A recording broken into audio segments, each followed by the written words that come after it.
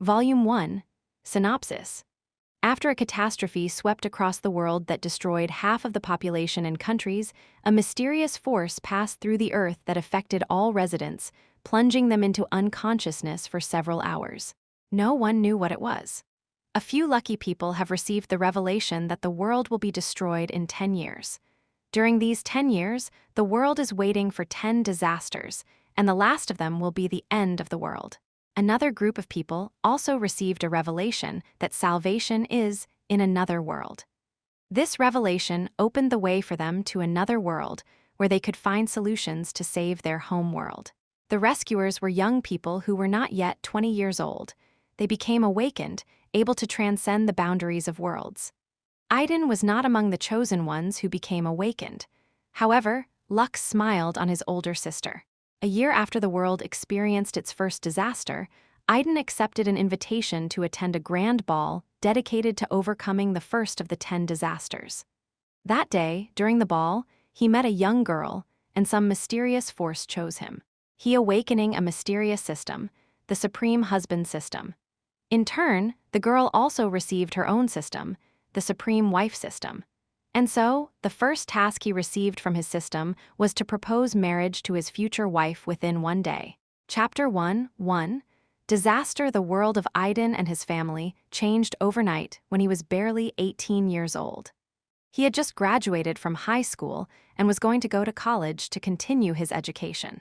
He remembers well the day when large-scale earthquakes, tsunamis, and volcanic eruptions took place all over the world. Idan was sure that the end of the world had come, which had long been predicted by clairvoyants and scientists. However, no one expected it to come so suddenly and out of nowhere. The first days were full of difficulties. Many people lost their loved ones that day. Idan also lost his father and many friends in this disaster. The world's population has halved, and many cities have been destroyed. The world plunged into chaos. However, the governments of the countries quickly took control of the situation and suppressed the chaos, restoring order. Many countries were wiped off the face of the earth, and those that remained suffered significant damage. In the face of disaster, the countries united and created a united federation. Idan miraculously survived the day of the end of the world and was able to reunite with his mother and older sister. The loss of his father was a heavy blow for the whole family. Idan's mother could not recover from the grief of losing her beloved husband. The situation was aggravated by the death of her parents, and now she has only a daughter and a son left in this life. Idan and his sister were also deeply saddened by their father's death. He was the breadwinner and support of the family, and now, in this difficult hour, they realized that they had to be strong and help their mother through this grief. The city in which they lived was destroyed, and the government decided to relocate them to the nearest city, which more or less survived and continued to function.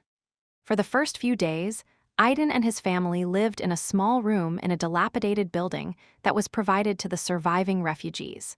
The government did not leave the refugees without help in difficult times. They provided free food and water, which allowed Idan and his family to survive this difficult period. A month has passed. Idan worked as a handyman in the reconstruction work, helping the military and other volunteers to clear the rubble to earn food stamps. His sister, who used to study to be a doctor, got a job as a nurse in a medical staff unit. In the first days after the loss of all her loved ones, Idan's mother could not find the strength to work due to deep depression. However, over time, she pulled herself together and began helping other refugees who arrived in the city every day. Everyone thought that the disaster was over and life was starting to return to normal. But this was only the beginning of new challenges. Exactly 1 month after the start of these events, a deafening noise was heard in the sky, which made all the inhabitants of the world lose consciousness. Due to this sudden loss of consciousness, many accidents have occurred, not without casualties. It was only after a few hours that people began to come to their senses. No one could understand what had happened, and everyone was in a panic. However, the government of the United Federation quickly dealt with this situation, returning calm to the minds of citizens. Idan was at work at the time and miraculously survived again. He was very worried about his loved ones, his mother and sister, and could not calm down until he was sure that they were safe and sound. Fortunately, His loved ones were not injured. There was a long-awaited silence, and peace gradually returned to the refugee city. But there was a heavy atmosphere in the air. No one was sure that everything was over, and everyone was dreading a new catastrophe.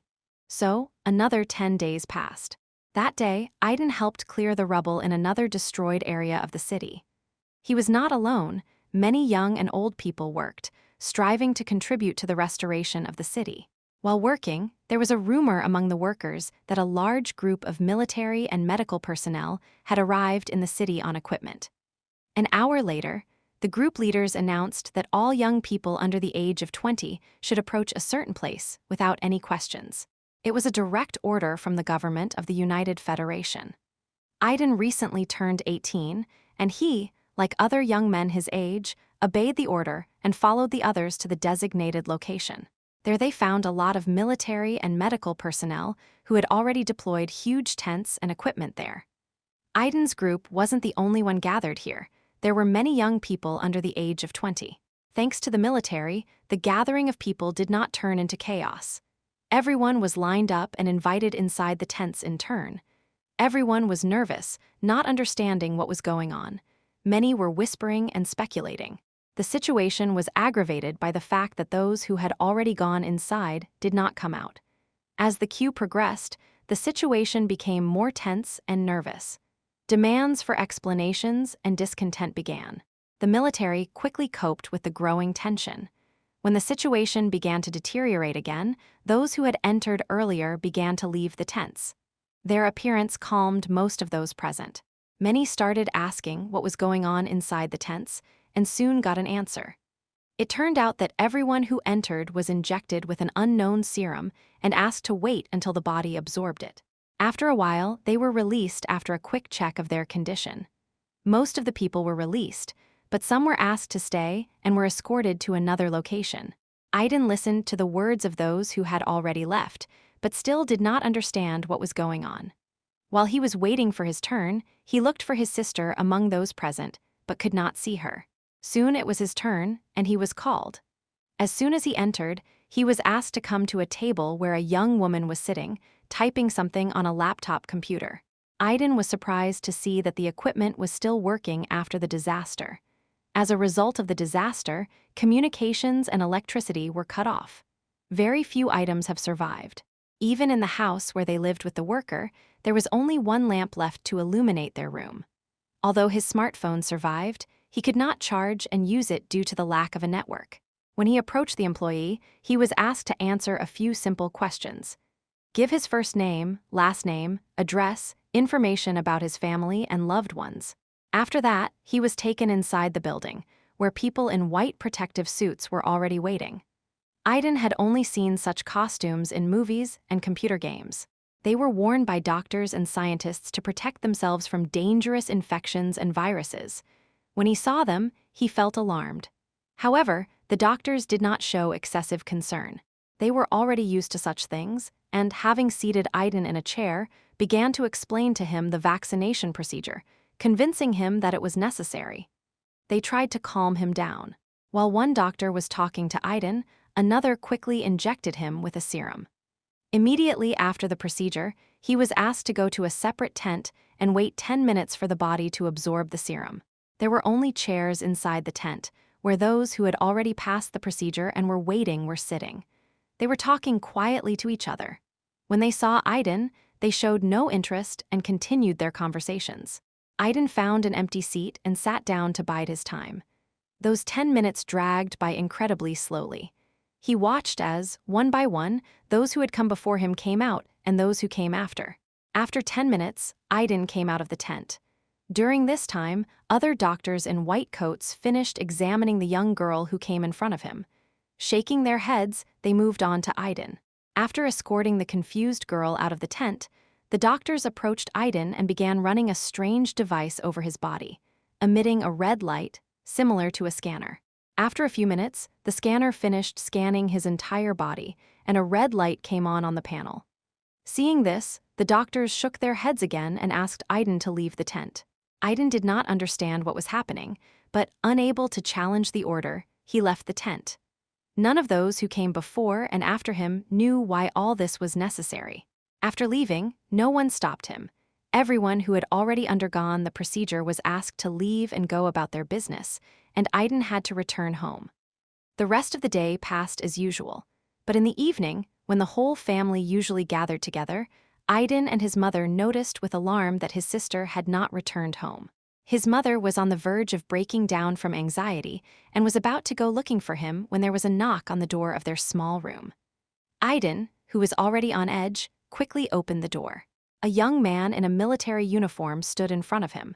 He greeted Idan and asked for his name and his mother's name. After hearing the answers, the soldier handed him an envelope with a letter and said, "Congratulations. Your sister has been elected, and from now on she is being transferred to the capital of the United Federation as a valuable asset." That day, Idan and his mother were left alone in this small room, confused and at a loss. The envelope that the military man brought contained a letter written by Idan's sister for him and their mother. In the letter, she asked not to worry about her and asked Idan to take care of their mother. She promised that she would come back soon after completing her studies and help them. She did not explain why she was chosen or why. Idan had a lot of questions, but he didn't know how to answer them. He could only accept his sister's decision and take care of his mother. The days passed, and it had been a month since his sister had left the city.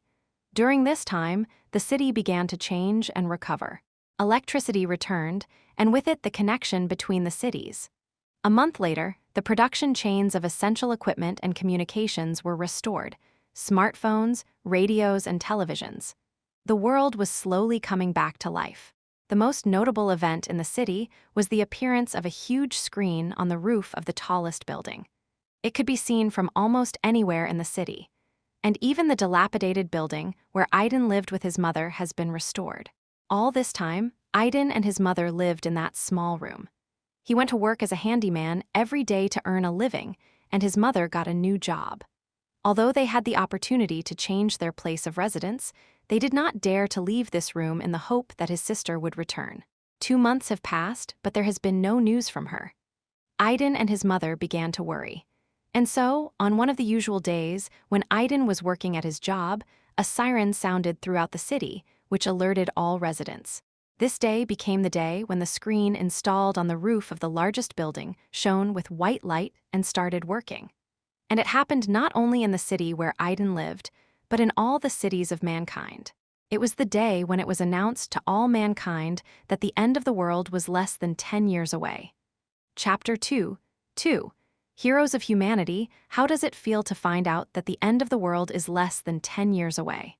How can people who have just recovered from a disaster and are starting to get used to a new life feel? Everyone was terrified, including Idan. The current head of the Federation's associations, a middle-aged man, spoke on the big screen. He personally delivered this terrible news. After taking a short pause to give people time to recover, he continued. According to him, the disaster that occurred a few months ago was not the last, and that even greater trials await their world. The information that the world is waiting for the end of the world in 10 years became known after several people received revelations on the blackout day, when all the inhabitants of the earth lost consciousness. At first, many people were skeptical about this information, but when several more people contacted the government with their visions, it became clear that the revelations were true. Over the next 10 years, the world will face 10 disasters, each of which will occur with an interval of 1 year. The latest disaster will be a harbinger of the end of the world. Initially, the government was unwilling to share this information, fearing that knowledge of the impending death would cause panic and despair. However, the situation changed when people appeared who received a different revelation. Their information carried not prophecies about the end of the world, but the hope of saving the world. The revelation said that salvation could be found in another world, completely different from ours, in a world where other races rule and monsters live. In addition, they received information about how to get into this world. The head of the United Federation confirmed that they had managed to find a way, and all this time the government had been actively dealing with this issue. And now they are finally ready to share this information with the world. Only young people who are not yet 20 years old can enter another world. However, not everyone under 20 is able to do this. To get there, young people must go through the process of awakening and discover the power that will help them overcome the boundary of worlds. This is exactly what the government of the United Federation has been doing in recent months. It was looking for young people who could awaken after administering the awakening serum. The composition and method of preparation of the serum were discovered by one of the people who experienced the revelation. The serum can only be administered to people under 20 years of age, as it becomes a deadly poison for more adults. However, its effect does not apply to all young people, but only to those who are destined to save this world. After that, the head of the United Federation introduced 100 young people who became the first awakened superhumans. They gained the power and the opportunity to enter another world. What the head of the Federation said came as a real shock to them. 100 young people who had just recently returned from another world after the so-called awakening brought with them invaluable information about it and became even more powerful. Today they were proclaimed heroes of the Federation. Idan was especially surprised to see his older sister among them, who had not been heard from in recent months. On that day, the world learned about the impending catastrophe, but also witnessed the birth of hope, defenders, heroes of humanity. Idan and his mother were pleasantly surprised to have such a hero in their family. Like many young people who received the serum but were unable to awaken, Idan envied these heroes. Who wouldn't want to gain power and become famous? The only thing that comforted them was the opportunity to get a second injection of the serum a year later and try to awaken again. One person can receive a maximum of 3 serums in their lifetime. It also became known from the revelation that those who have already received the serum can accidentally awakening at any moment. However, the chances of this happening were extremely slim. So far, there has not been a single case of anyone awakening in this way. As time passed, all the young people who were shown on TV became celebrities, including Idan's older sister. A month after that performance, she returned to them and, having become awakened, moved her mother and brother to the capital of the Federation. Idan did not resist his sister's actions and followed his mother. His sister had acquired a large house compared to their previous small room. Everyone has their own room and all the necessary things for everyday life. His sister persuaded mother not to go to work, but just to enjoy life. She also tried to persuade Idan, but he flatly refused. He didn't want to depend on his sister all his life. He wanted to stand up for his own life. His sister had to accept it and leave Idan alone. When Idan asked his sister about the other world, she didn't share any information with him, not even about her newly acquired power. She explained that she had signed a non-disclosure agreement with the government of the United Federation and had no right to disclose these secrets. However, she promised that soon the government itself would share with them knowledge about the other world. In addition, she warned that she would disappear again soon, as she would go there. The Federation capital had everything Idan considered lost after the disaster: communication, food, technology, and entertainment. He felt the same way here as before the cataclysm. Idan had just graduated from high school and did not have a college degree, so in the early days it was difficult for him to find a decent job. He had only small and dirty tasks at his disposal. But soon he faced a new problem. People began to recognize him and persistently tried to attract him to themselves. Idan immediately tried to avoid such employers. Only later did he realize that he was recognized as the younger brother of one of the heroes of mankind, and this became a source of constant concern for him. Everywhere he went, he was recognized and pointed at. Such popularity was unpleasant to him. The situation was aggravated by the fact that his sister, as the deadline for the first disaster approached, became more and more famous. And the more famous she became, the more he felt like a loser. Not only her looks, but also the strength she possessed set her apart from the rest of the heroes.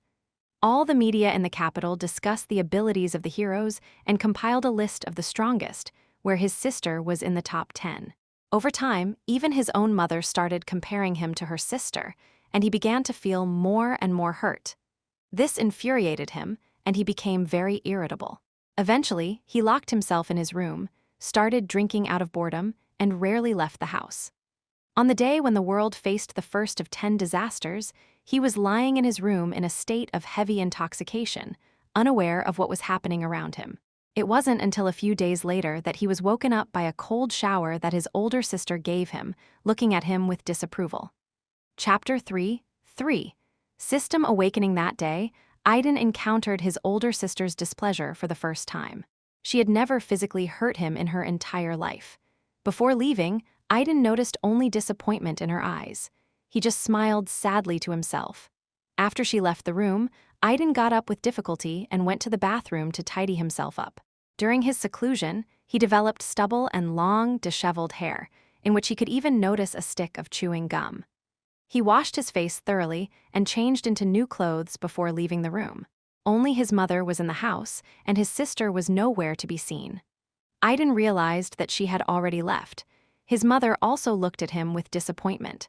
Compared to her daughter, her son, who used to be a diligent boy, has become like this.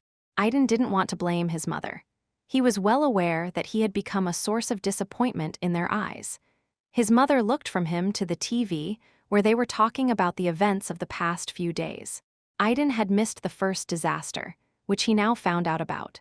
From what he heard and saw, it became clear that the first disaster was the opening of rifts and the invasion of alien monsters.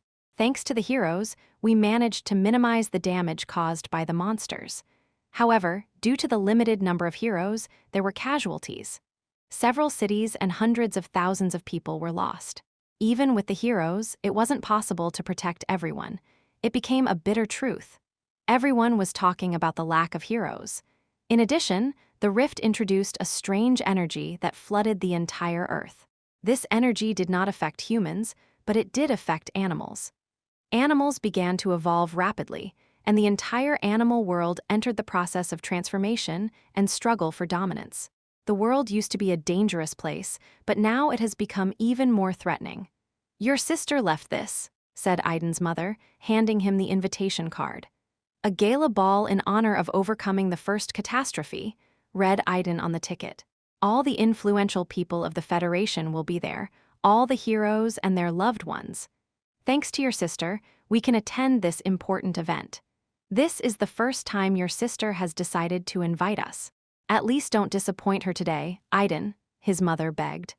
Idan was holding an invitation card with a complicated expression on his face. He didn't want to go there, but he couldn't disappoint his sister either. Sighing heavily, he took the ticket and headed back to the room. "Idan," his mother called. "Don't worry, Mom, I will come, but first I'll go and clean myself up," he said, giving her the floor. After hearing her son's answer, Idan's mother finally relaxed. At that time, she missed her husband. His husband was a pillar of support for everyone. He could take everything into his own hands, and perhaps her son would not have become the way he is now. The capital of the Federation was generally a safe city, but it, like any other, had its own dark side. Idan, taking money and a smartphone with him, left the house and went to the nearest hairdresser. The hairdresser he visited was a middle-aged man and did not recognize Idan. Finally, he could enjoy a calm and relaxed time while the master tidied up his hair and beard. Half an hour later, he left the barber shop like a completely new person. His next step was to buy clothes for the evening. After going to the nearest boutique, he chose a casual suit and returned home. In the evening, after changing his clothes, he and his mother called a taxi and went to the ball. They didn't talk on the way. Idan was in a bad mood. He didn't want to attend such events, especially today, when everyone would be paying attention to him and comparing him to his sister. The venue of the ball was chosen to be the largest and most famous, where the largest and grandiose celebrations were held. Fences were set up next to the building to keep out those who did not have invitation cards. There were reporters and cameras everywhere. Looking at them, Idan felt annoyed. Thanks to his sister's invitation card, he and his mother passed through the registration office without any problems. As soon as they entered, they were blinded by the flashes of cameras and cameras. Idan's face turned sour with anger, and he barely restrained himself from cursing. But before the reporters could run up to them and ask their annoying questions, several people hurried to them and fenced them off from the journalists. "Sir Idan and Madam, this way, please follow us. Miss Irene asked me to meet you at the entrance," said a young girl dressed in a black suit like a security officer. Upon hearing their older sister's name, Idan and his mother followed them, and they were led to a private room, where Irene was already waiting for them. Irene greeted her mother with a smile, but her smile quickly disappeared when she noticed her younger brother's annoyed look. She understood that her popularity had caused difficulties in her brother's life. Everyone around them compared them, and this caused him great dissatisfaction. Irene couldn't do anything about it. "Sit down and rest for a while. We will be called when the event starts," Irene suggested to her family. There was a table in the spacious room, set with treats and drinks. Idan poured himself a drink and sat down on the couch without ceremony, waiting for the start while his sister and mother talked. From their conversation, he learned that his mother had asked his sister if she had found a mate and when she was going to get married. Her sister categorically denied it, but her mother was persistent and began to preach to her about how she wanted to see her grandchildren. Idan sighed heavily and prayed inwardly that his mother would not start talking about his impending marriage. Soon, they were notified about the start of the event, and everyone was invited to the main hall. Idan was stunned by the number of people gathered here. The hum of voices and music created a festive atmosphere. His sister was quickly pulled aside, and his mother, having found a group of peers, began to communicate with them. Left alone, Idan found the farthest and quietest place with a table where he could quietly watch what was happening. There was food and drinks on the table, and he happily began to eat and drink, immersing himself in the atmosphere. Time passed incredibly slowly. The head of the United Federation addressed the audience, delivering a solemn speech and praising all the heroes. Idan noticed his sister among the crowd, surrounded by many young men who were trying to attract her attention. This only increased his irritation, and he snorted softly. Suddenly, a single girl with long red hair and a red evening dress sat down next to him. Her face showed the same annoyance as Idan's, and she was muttering softly, as if scolding someone.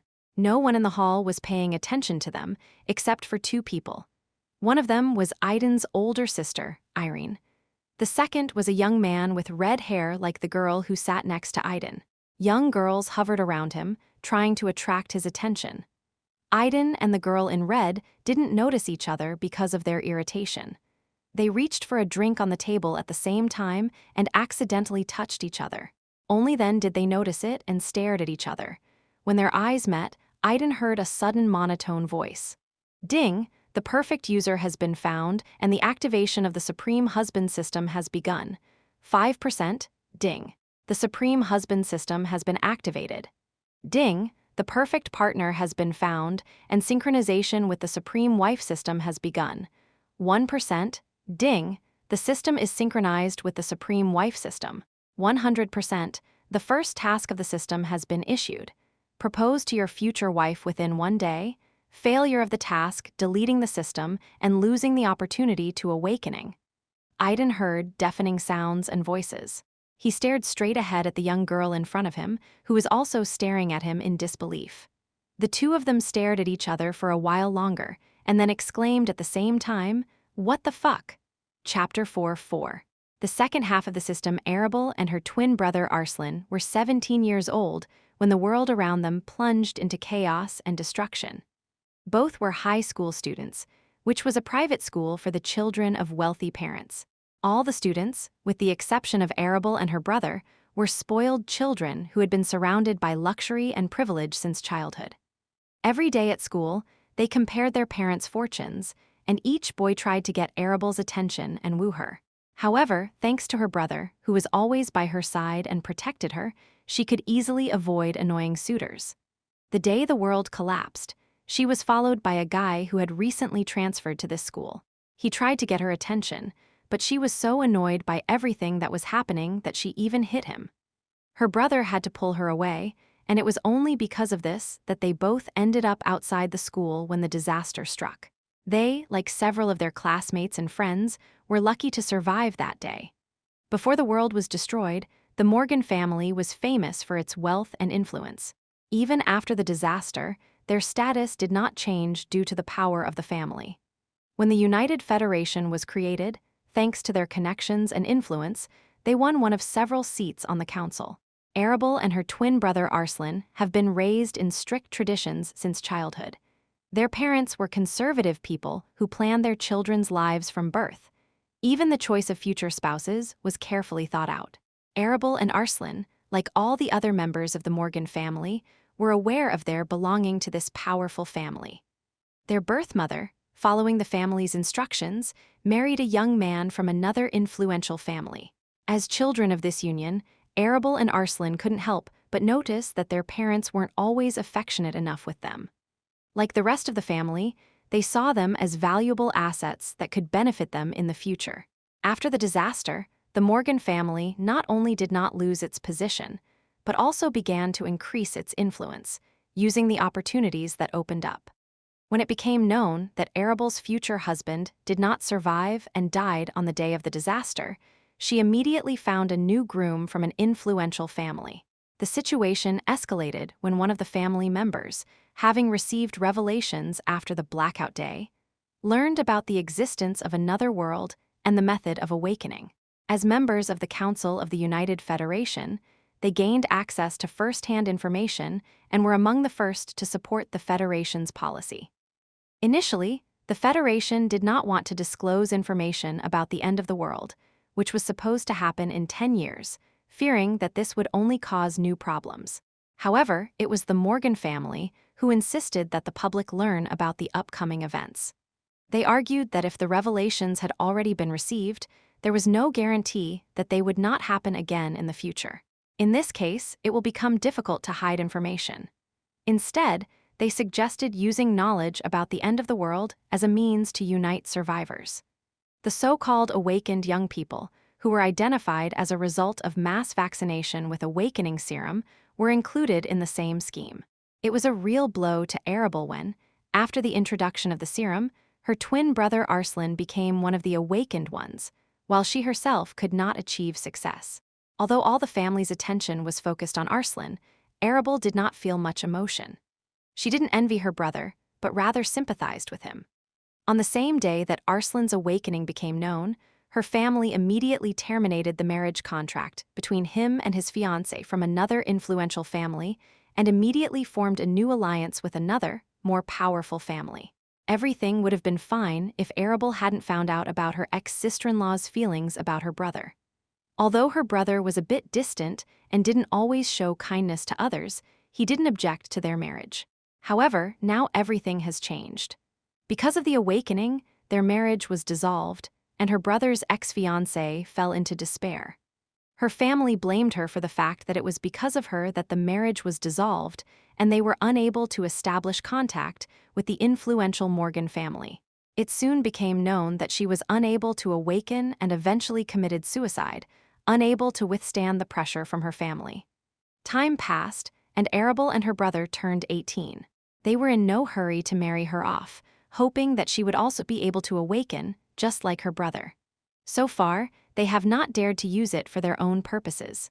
Arabel soon heard rumors that the family was looking for a new suitor among the so-called awakened ones. They wanted to use her to attract a young man who does not belong to an influential family, but has an awakened gift. These intrigues began to irritate her. Since birth, she and her brother have been just useful tools for their family. Another cause for concern was the dissolution of the marriage that had been arranged for her brother after he became an awakened one. Now they were trying to arrange her brother's marriage to an awakened girl from an ordinary family. She was so disgusted by the family's politics that she even considered running away. She was also worried about her fiancé from another influential family. His antics and frequent visits became the reason for her discontent.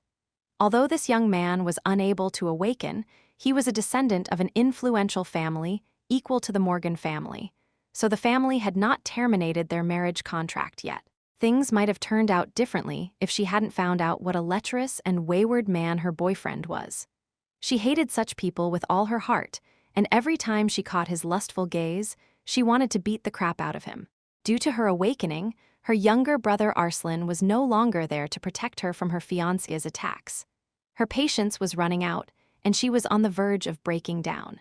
After the world experienced the first invasion of alien beasts, she was forced to take part in a gala ball dedicated to this victory. She needed to demonstrate her abilities in front of all the influential people in the Federation. She was bluntly told that she had to attract the attention of awakened young people, and this disgusted her. At the ball itself, she came early and met with her brother. Although they couldn't see each other as often as they used to, even these rare meetings were of great importance to both of them. Her brother Arslan shared his problem with her. His family tried to get him married to a girl who had awakened power. Everything would have been fine, but this girl, even though she was born into an ordinary family, had a strong character. She resolutely refused the offer and even openly attacked Arslan to express her position. Although Arslan did not try to get close to her, he understood that it would not be easy for him to defeat her in a direct fight. When she saw her brother complaining to her, she couldn't help but smile. Her heartless brother, who usually keeps a calm face, rarely showed his emotions like this. She began to wonder what could have caused such a reaction in him. Soon, after some questions, she assumed that his brother liked this girl, and because she had hit him, he did not know how to behave with her. Seeing her brother's problems, she did not complain to him about her own. Soon they were notified about the start of the ceremony, and they and their brother went out into the great hall. Her younger brother immediately got surrounded by young and rich girls who tried to attract his attention, while her future fiancé, who was being chased by other girls, noticed her. Even when he was with her, he openly flirted with others, which caused her great irritation. If they had been alone, she probably would have strangled him. Arslan, who was watching his sister from the sidelines, noticed that she was on edge. He quickly approached her and distracted the attention of her so-called future son-in-law. Arabel took advantage of the moment to slip away and disappear into the crowd of guests. She quickly got tired of the constant attempts to hide and decided to rest. She found a far table where a young man was sitting, looking at others with annoyance. Arabel had no time for him, and she sat down at this table in the hope of hiding. Perhaps the young man's company could give her at least some time. All this time, she cursed her family and her future fiancé. Lost in thought and exhausted, she involuntarily reached for a glass to quench her thirst. At that moment, her hand touched the hand of a young man with short black hair, who also reached for a drink. When their eyes met, a monotonous voice rang in her head. Ding, the perfect user has been found and the activation of the Supreme Wife system has begun. 5%, ding, the Supreme Wife system has been activated. Ding, the perfect partner has been found and synchronization with the Supreme Husband system has begun. 1%, ding, the system is synchronized with the Supreme Husband system. 100%, the first task of the system has been issued. Invite your future husband to dance for 1 hour. Failure of the task, deleting the system, and losing the opportunity to awakening. Arabel heard deafening sounds and voices. She stared straight ahead at the young man in front of her, who was also looking at her in disbelief. The two of them stared at each other for a while longer, and then exclaimed at the same time, "What the hell?" Chapter 5. Discussion. Due to the loud music and the fact that they were on the sidelines, their shouting did not attract much attention. Only 2 people who were already watching them heard their exclamation. They did not immediately react, continuing to monitor the development of events. Idan looked at Arabel with admiration. She was a beautiful young girl with long red hair, dressed in a red evening dress. Her lips were red and plump, and her eyes were a mesmerizing shade of azure. Idan's gaze lingered on her breasts a little longer than it should have, and it did not escape Arabel's attention. Arabel was also studying Idan closely. He was a young man with short black hair and light brown eyes. She could tell from his clothes that he came from a simple family. Having grown up in an influential family, Arabel knew how young people from such families dressed, and his style did not meet their expectations. However, she was attracted by the fact that his gaze did not conform to generally accepted norms. However, like many guys, his gaze briefly lingered on her breasts. Noticing this, she snorted with slight contempt, cursing all men. Suddenly, both of them remembered that the other person had also exclaimed, and they looked at each other in surprise. They both remembered what they had heard in their heads. Idan asked in his mind, while Arabel was also wondering the same thing. The host has activated the Supreme Husband system. I remind you that the first task of the system has been issued. Propose to your future wife within 1 day. By future wife, you mean? Yes, the owner is right. Just like you, the women in front of you has activated the Supreme Wife system. The Supreme Husband system and the Supreme Wife system are paired systems, for the development of which both hosts are taken into account. Before Idan could finish his question, the system gave an answer. At this time, Arabel also heard the same monotonous voice in her head and received a similar response. Both of them stared at each other in shock. "Oh, no way. Before I know it, I've already got a wife?" exclaimed Idan in his heart, amazed by the suddenness of what was happening. "Husband, how is this possible? I already have a fiancé. If my family finds out about this, they will be furious and kill both me and him. But compared to the one my family chose, he seems more decent at first glance," Arabel thought, looking at Idan. Even in this situation, she couldn't refuse her family's orders. "Who are you?" Arabel spoke first, addressing Idan. Unlike him, who was still reeling from the shock, she had grown up in an influential family and was used to the pressure. So Arabel quickly pulled herself together. "Idan," blurted out Idan. "Idan?" Arabel murmured his name and then, looking at him with a serious look, asked, "Where are you from, Idan? And how did you get here?"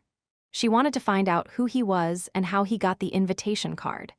When the woman, without introducing herself, began asking questions with a serious expression on her face, Idan finally pulled himself together. He could tell by her behavior that she came from an influential family, and he looked at her with annoyance. Although she was beautiful and radiated light, Idan was very well aware of what people from high society were like. As a child, he watched a lot of melodramas thanks to his older sister, and he developed a certain contempt for rich young people, even if they were good in movies and TV series. "I don't know if it's customary for you people from high society to ask questions without introducing yourself. Do we really mean nothing to you?" Idan asked with displeasure, not hiding his irritation. Arabel was slightly surprised by such a drastic change in the guy's behavior. At first, he acted like an ordinary guy who was embarrassed in front of her, but then he seemed to transform and began to look at her with annoyance and contempt. Arabel Morgan," she introduced herself. "Morgan?" asked Idan. He had heard that name before. After thinking for a while, he remembered that this was one of the most influential families. "Damn it, Morgan!" cursed Idan loudly. He couldn't believe his fate. How did it happen that the girl who, according to the system, should become his wife turned out to be from the Morgan family? They'll bury him as soon as they find out about it. So he started looking at Arabel in horror. Seeing how Idan's mood had changed dramatically and how he cursed, Arabel was a little amused. But then she remembered that his behavior had changed only because of the influence of her family, and her mood immediately soured. She snorted with displeasure. While Idan was wondering what to do, someone appeared next to him. Lifting his head, he recognized the woman. It was his older sister, Irene. She stood next to Idan and looked at Arabel with a serious expression on her face. Arabel was surprised when a young woman appeared next to the young man. She immediately recognized her as one of the heroes of the Federation. She didn't understand why this woman was here and why she was looking at her with such a threatening expression. Before she could do anything, her younger brother appeared next to her. He first looked at Irene with a complicated expression, and then at Idan, and his gaze became sharp. "Hess, I was wondering why she reminds me of someone. It turns out she's also a Morgan. Has your family, having achieved nothing in relation to me, decided to take on my younger brother?" Irene asked Arslan with contempt. "Huh, huh, huh." The three of them, Idan, Arabel, and Arslan, exclaimed at the same time and stared at Irene. Was the Morgan family trying to do something to Irene? Thought Idan when he heard Irene's question. Is she the girl they're trying to marry Arslan to, and this guy is her younger brother? Arabel asked herself, surprised by this discovery. Is this guy Irene's younger brother? Wondered Arslan when he heard Irene's words. No, replied Arslan and Arabel at the same time. Idan was startled by Irene's serious tone. He had never noticed her acting like this before. Except this morning, when she beat him up a bit. Idan always remembered his sister as a gentle and calm person who never raised her voice or clashed with others. Why you misunderstood, Irene? Arslan began to stutter, which startled Arabel. Her eternally calm and heartless younger brother is stuttering in front of another woman. He never even stuttered in front of her, or their mother. Arabel and Idan looked at their relatives in surprise. Noticing each other, they began to speculate. Yes, Miss Irene, you are mistaken. We were just having a heart-to-heart conversation, weren't we, Idan? Arabel asked, looking at Idan. Yes, Irene, you misunderstood. She just kept me company. I was surprised when I found out she was from the Morgan family, that's all. Sit down, there are a lot of empty seats here, and tell us about another world. Idan immediately began to play along with Arabel, because the system made it clear that from now on, they would have to work together. Although both of them still didn't fully understand the situation they were in. They agreed on one thing: they didn't need to tell anyone about the system they had received until they figured it out for themselves. Until then, they will have to cooperate with each other. Chapter 6. 6. Questions, answers, decision. Since that's the case, let me introduce myself first. My name is Arslan Morgan, said Arslan, addressing Idan.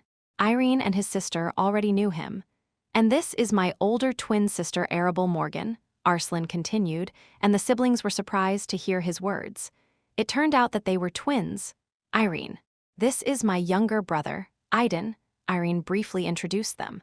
Idan only nodded in response to the twins' greeting. They immediately realized that Irene didn't think much of them. They had barely exchanged greetings when a young man approached their table, followed by a whole flock of girls. When the twins saw him, they frowned in displeasure. It was Arabel's fiancé, from whom she had recently run away and hidden. He found her again and decided to join them. The brother and sister, seeing the new guest, also frowned and stared at him with displeasure. Idan was annoyed that his quiet corner had become so noisy, and Irene didn't like young people from high society like this guy and Arslan. She's had enough of them over the past few months. Well, who do we have here? Arabel's fiancé said affectedly, looking around at them. He didn't really linger on the twins, but looked at Idan and, finding nothing remarkable about him, turned his gaze to Irene. His gaze lingered on her for longer than expected. There was undisguised lust in his eyes. The twins ignored his question, but Irene narrowed her eyes. She didn't like his look, and she coldly said, "I'll gouge out your eyes if you keep looking at me like that." Hey, chill out, beautiful." Irene's words didn't scare the guy, and he unceremoniously sat down at their table. "Your friend?" asked Irene, turning to the twins. "I'm not just their friend, I'm their family. I am Christopher Hugh, Arabel's fiancé." The young man hastened to declare, ahead of the twins, who did not have time to say anything. "Idan," Irene addressed her younger brother. When she heard Hugh's last name, she immediately decided to leave this place. The Hugh family, like the Morgan family, is one of the most influential in the United Federation. Idan was amazed to realize that Arabel already had a fiancé. He looked from the young man to Arabel, noticing how her face contorted in disgust when the guy called himself her fiancé. "Let's go," Irene said, getting up from her seat and waiting for her brother. Idan did not contradict his sister. After taking one last look at Arabel, he silently followed Irene, thinking about how to proceed. He did not want to interfere in the affairs of high society and attract attention to himself. No one stopped them. Christopher kept his predatory gaze on Irene, ignoring the guy who followed her. No one knew what he was thinking at that moment. Arabel realized that Irene, like Idan, had a dislike for people from high society like her. Arabel's emotions were mixed right now. She glanced at the timer that appeared after activating the so-called system and receiving the task. There were less than 50 minutes left, and she had to complete this task if she didn't want to lose the chance to awakening and delete the system. Of these two options, awakening was the most important. She didn't know if she would have another opportunity if she abandoned the system and didn't become Idan's so-called wife. Arabel thought about it and came to the conclusion that even this so-called system, like her family, seeks to impose its decisions on her without taking into account her opinion. This made her unhappy. She silently cursed both her family and the system. The host shouldn't scold the system. The first warning is issued. After the third warning, you will be punished. Arabel cursed to herself as she heard a monotonous voice in her head. At that moment, she noticed that his brother and the so-called fiancé, Christopher Hugh, were looking at her strangely. "I need to go to the restroom," Arabel said, finding a simple excuse and getting up and heading towards the restroom. No one followed her. "The system? How about you? What are you?" Arabel had a lot of questions about the system, but she decided to start with the simplest and most obvious. What is the system? Answering the host's question, I am one of the many systems created to help their owners develop and fulfill their desires. I am the supreme wife and supreme husband system. One of the many. Are you saying that there are many systems like you? Asked Arabel in surprise. The number of systems is limitless, but the supreme wife and supreme husband systems no longer exist. There is only one such system, and that's me. Upon hearing this answer, Arabel felt even more confused. To dispel your doubts, host, the system will be happy to provide information that there are about 100 users of other systems near you at the moment. Your twin brother is also a user of one of them. Huh, exclaimed Arabel, startled by the system's response. Are you saying that the so-called awakened ones are system carriers? She asked, reaching the bathroom, where she found an empty stall and closed the door behind her. The answer is yes. So, if I don't complete the task, I won't be able to awaken, and will I have another opportunity?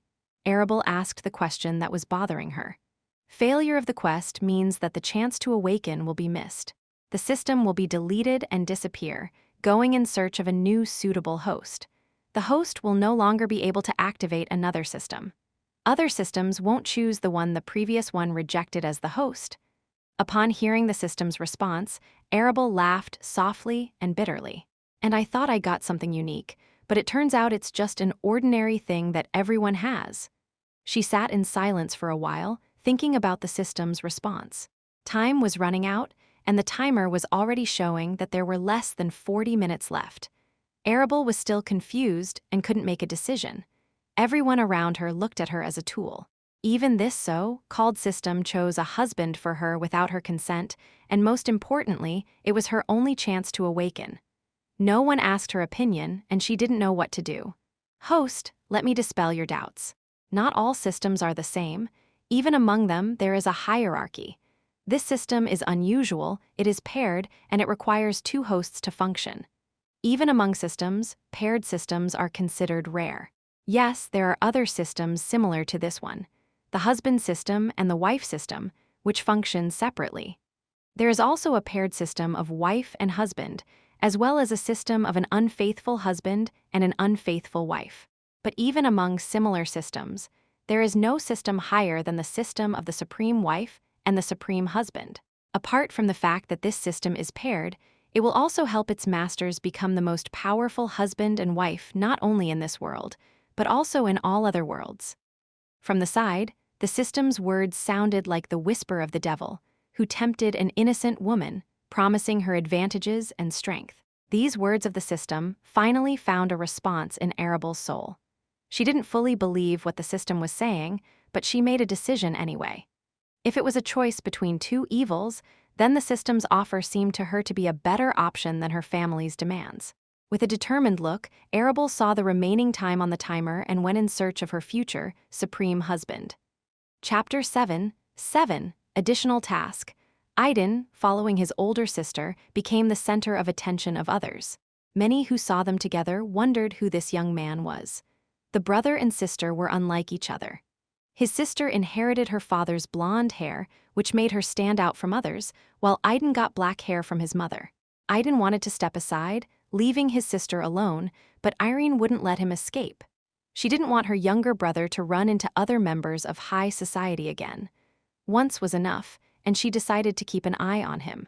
Idan, realizing the seriousness of his sister's intentions, decided to obey. He followed her quietly, wondering how he should proceed.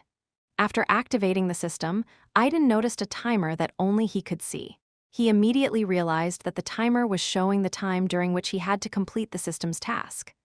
Idan, like Arabel, had mixed feelings about the system. Today, his mother was insistently talking to Irene about the boyfriend and the wedding, and he prayed in his heart that she would not pay attention to him. However, fate decided everything for him, and he found out about his destiny even before his mother spoke to him. Everything that was happening was reminiscent of the plot of foreign youth melodramas, where an ordinary young man, thanks to a mysterious force, was connected with a young woman from high society. It was so close to the truth that Idan almost laughed at the coincidence. Remembering the system's task, Idan began cursing it. How could he propose to a girl he met just a few minutes ago? Moreover, this girl was not a simple, ordinary girl, but a girl from an influential family. The host shouldn't scold the system. The first warning is issued. After the third warning, you will be punished. The monotonous voice of the system rang out in Idan's head. Following his sister, Idan asked almost the same questions that Arabel had asked the system and received answers to them. First, Idan learned that if the mission failed, his system would be deleted and the opportunity to awaken would be lost forever. He won't get another chance after that. Secondly, he learned that all awakened ones have their own unique system. The system prided itself on being the only one of its kind and that there was no other such system. The system repeated almost word for word what she had told Arabel. Thirdly, Idan found out that the system is aware of the presence of other users, including his sister, but does not know exactly which systems they have. The system also assured him that until he and his future, supreme wife, go through the awakening process, other users will not know that they have systems. The system reported that although they had both activated it and were ideal candidates, they had not yet completed the entrance tasks and were not fully recognized by the hosts. Only after awakening will the system be able to work at full capacity. At the moment, most of the system's functions are blocked and unavailable. When he asked a question about the task to get more information, the system's response almost caused him a storm of emotions. He was so upset that he almost cursed it out loud in front of everyone present. The host needs an engagement ring to complete the task. What marriage proposal can do without him? Therefore, before completing the task, the owner needs to purchase a ring. Due to the need, the system has issued an additional task: purchase an engagement ring. The deadline is until the end of the previous task. Failure of the task, deleting the system, and losing the opportunity to awakening. What the hell, the system? Idan exclaimed with barely restrained rage, unable to contain his emotions. Just buy a ring? The system's laconic response followed. All this time, Idan did not notice what was happening around him. But many people noticed his condition and began to wonder what was happening to him.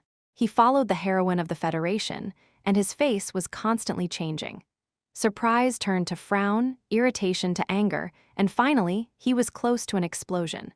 To most, he seemed like a strange man who was lucky enough to be at this gala. However, there were those who began to watch him suspiciously. Several young men, noticing his mood, began to suspect him. These people were system users, or the so-called heroes of the Federation, and they themselves went through similar trials. But their suspicions were refuted by the system itself, which claimed that Idan did not have a system. The second wave of vaccination has not yet begun, and so far, there has not been a single case of awakening without serum after such a long period. This indirectly denied that Idan had activated the system at the moment, but his awakening process hadn't started yet. Soon, Idan and his sister found their mother and joined her. If Idan hadn't activated the system, he would have left the event long ago. However, his unwillingness to miss such an opportunity made him think about how he could meet his so-called supreme wife. He wanted to find an opportunity to discuss the whole situation they were in with her. At this time, the host of the gala ball announced the beginning of the dance part of the evening and invited everyone to come out onto the dance floor. The youth immediately perked up. Young girls rushed to the young heroes, and the boys began to circle around the young heroines. One of the young men who wanted to ask Irene to dance immediately approached the table where Idan, his sister, and his mother were sitting. Idan noticed how the other young men, standing to the side, were watching with interest the first applicant, who seemed to be more determined and courageous than the others. However, before the guy could utter a single word, Irene resolutely said, "No. Go away." Their mother was amazed by her daughter's behavior. It was the first time she had seen her diligent and gentle daughter change her tone so abruptly. Even today, when she was returning home and when they met in the guest room, her behavior was normal. But now, she seemed to have transformed into a completely different person. The other young men who were watching this scene started mocking the guy. "Go away," Irene repeated, noticing that the guy was not going to give up and wanted to ask her to dance again. She didn't want to invite her family, her mother and brother, to this evening. However, the Federation's leadership insisted that all the heroes bring their loved ones with them, and this became an example for all mankind. The whole world was watching what was happening through a live broadcast. Over the past year, the Federation has invested heavily in restoring electricity and communications in most cities. The whole evening was one big propaganda. Irene didn't like that her family was being used for this purpose, but at the moment she couldn't resist the order. Therefore, she decided to keep them close to her so that others could not reach them and use them. The guy had to step back and move away from their table. After seeing Irene's resolute refusal, no one dared to approach and become the object of ridicule in front of others. While some stood undecided, couples came out onto the dance floor one by one and started dancing to slow music. Idan decided not to go out on the dance floor like his sister did. He calmly sipped his drinks, watching the young people from the upper class dancing. However, his calm was disturbed by the appearance of a girl in a red dress with long red hair. Her face was suffused with blush, and she looked at Idan in embarrassment and asked, "Would you like to dance?" Chapter 8:8. The answer is yes. Arabel, having made her final decision, left the restroom in search of her supreme husband. The time allotted for completing the task was coming to an end, and she felt an increasing sense of urgency. It was necessary to act quickly. It was at this moment that the host of the gala evening announced the beginning of the dance part and invited everyone to the dance floor. The youth immediately perked up. Arabel, surprised and a little elated, thought that this was exactly what she needed. She wondered if the system knew that the dance part would start within the set time. Most likely, yes, she decided. Due to the large number of participants, Arabel couldn't find Idan quickly. Instead, young people began to approach her, attracted by her appearance, and invited her to dance. However, she waved her hand and continued her search for Idan without answering. Those who knew Arabel well noticed her agitated demeanor. It was as if she was looking for someone in the crowd, and this aroused the curiosity of others. Arabel's younger brother, Arslan, also noticed that his older sister was restless. He barely squeezed through a group of girls who surrounded him and from time to time quarreled among themselves and tried to attract his attention. After getting rid of them, Arslan followed Arabel. Soon Arabel was noticed by her so-called fiancé, who at that moment was hugging two young and beautiful girls. In response, they, unable to resist his charms, whispered tender words to him, trying to seduce him. Finally, finding Idan, who was quietly drinking with his sister Irene and a middle-aged woman, Arabel felt real excitement for the first time. Although she had already made up her mind, she was still overwhelmed with embarrassment and excitement. She knew that her family would not stay away from this act, because by her actions she was going against their will. The closer she got to Idan, the more her excitement grew. In the end, she got so excited that she could even hear her heart pounding in her head. Her face was flushed with embarrassment, like a ripe tomato. The situation was aggravated by the fact that Idan's sister was one of the most influential heroines, and many young people, not only boys but also girls, were watching them closely. There was no turning back. Many people noticed how she was approaching their table. Pulling herself together and trying to suppress her embarrassment, Arabel looked at Idan, who had just noticed her and was surprised to see her. Finally, she made up her mind and asked, "Don't you want to dance? I did it. There's no turning back anymore." Arabel screamed in her mind, waiting for Idan's answer. Idan, like everyone who knew Arabel well, was distraught by what was happening. Arabel's younger brother was the most impressed. He, like no one else, understood his sister. In his opinion, she would never have taken the initiative and made the first step towards a guy. It all seemed strange and even a mistake to him, which temporarily knocked him out of his rut. Among the crowd, one person couldn't contain his anger. It was Christopher, Arabel's fiancé. He was well aware that his fiancée had no warm feelings for him, but he was sure that she would become his wife. His Hugh family and the Morgan family can't cancel the arrangement unless they want the two families to become enemies. Only two events could change the current situation: Arabel's awakening or his own. There is very little time left before the second vaccination of the awakening serum, and soon he will have the opportunity to find a new life. If he manages to do this, he will immediately take possession of Arabel and will not allow her to escape. He would show her who was in charge, remind her of all her sins, and make her regret what she had done. What she did was a blow not only to his reputation, but also to the reputation of the entire Hugh family and the Morgan family. All the representatives of high society were well aware of the marriage contract between their families. A little advice to the host: accept the invitation. A monotonous voice rang out in Idan's head, snapping him out of his daze. "The system is what I think is behind her actions," Idan said, coming to his senses. The system's voice instantly brought him to his senses, and a guess popped into his head that he couldn't help but ask. The answer is yes, the system has confirmed. After receiving a response from the system, Idan realized what was behind Arabel's actions and made a decision too. He had been thinking for a long time about how to meet her and talk to her. He didn't want to force her to become his wife if she wasn't ready for it herself. But her first step towards him made it clear that she had already made a decision and was not going to miss this opportunity. How could he not meet her halfway? Irene watched with undisguised displeasure as Arabel approached her younger brother again and this time asked him to dance. However, she didn't do anything and waited for her brother to reject her. To her surprise, Idan put his drink on the table, calmly stood up, straightened his suit, looked at Arabel, bowed gracefully to her and extended his right hand. "I will be glad to accompany you, my lady," Idan replied, accepting Arabel's invitation to dance. Arabel, still embarrassed, held out her hand to Idan, and he took her hand and looked into her eyes. Her face was red even before she approached him and asked him to dance. But now, looking at her beautiful and red face, Idan couldn't help but blush too. The guests watching them couldn't help but notice their awkwardness. Both of them at that moment wanted to find a deep hole where they could hide from embarrassment. Arabel was the first to recover. She noticed that many people were watching them. Her brother and fiancé were among them. She also noticed the intimidating gaze of Idan's older sister. Before anyone could stop her and prevent her from completing the task assigned by the system, Arabel dragged the still confused Idan to the dance floor. Those who were blocking their way quickly gave way, and they quickly reached the dance floor. Idan finally came to his senses and realized that he actually couldn't dance. Chapter 9. The system is currently developing.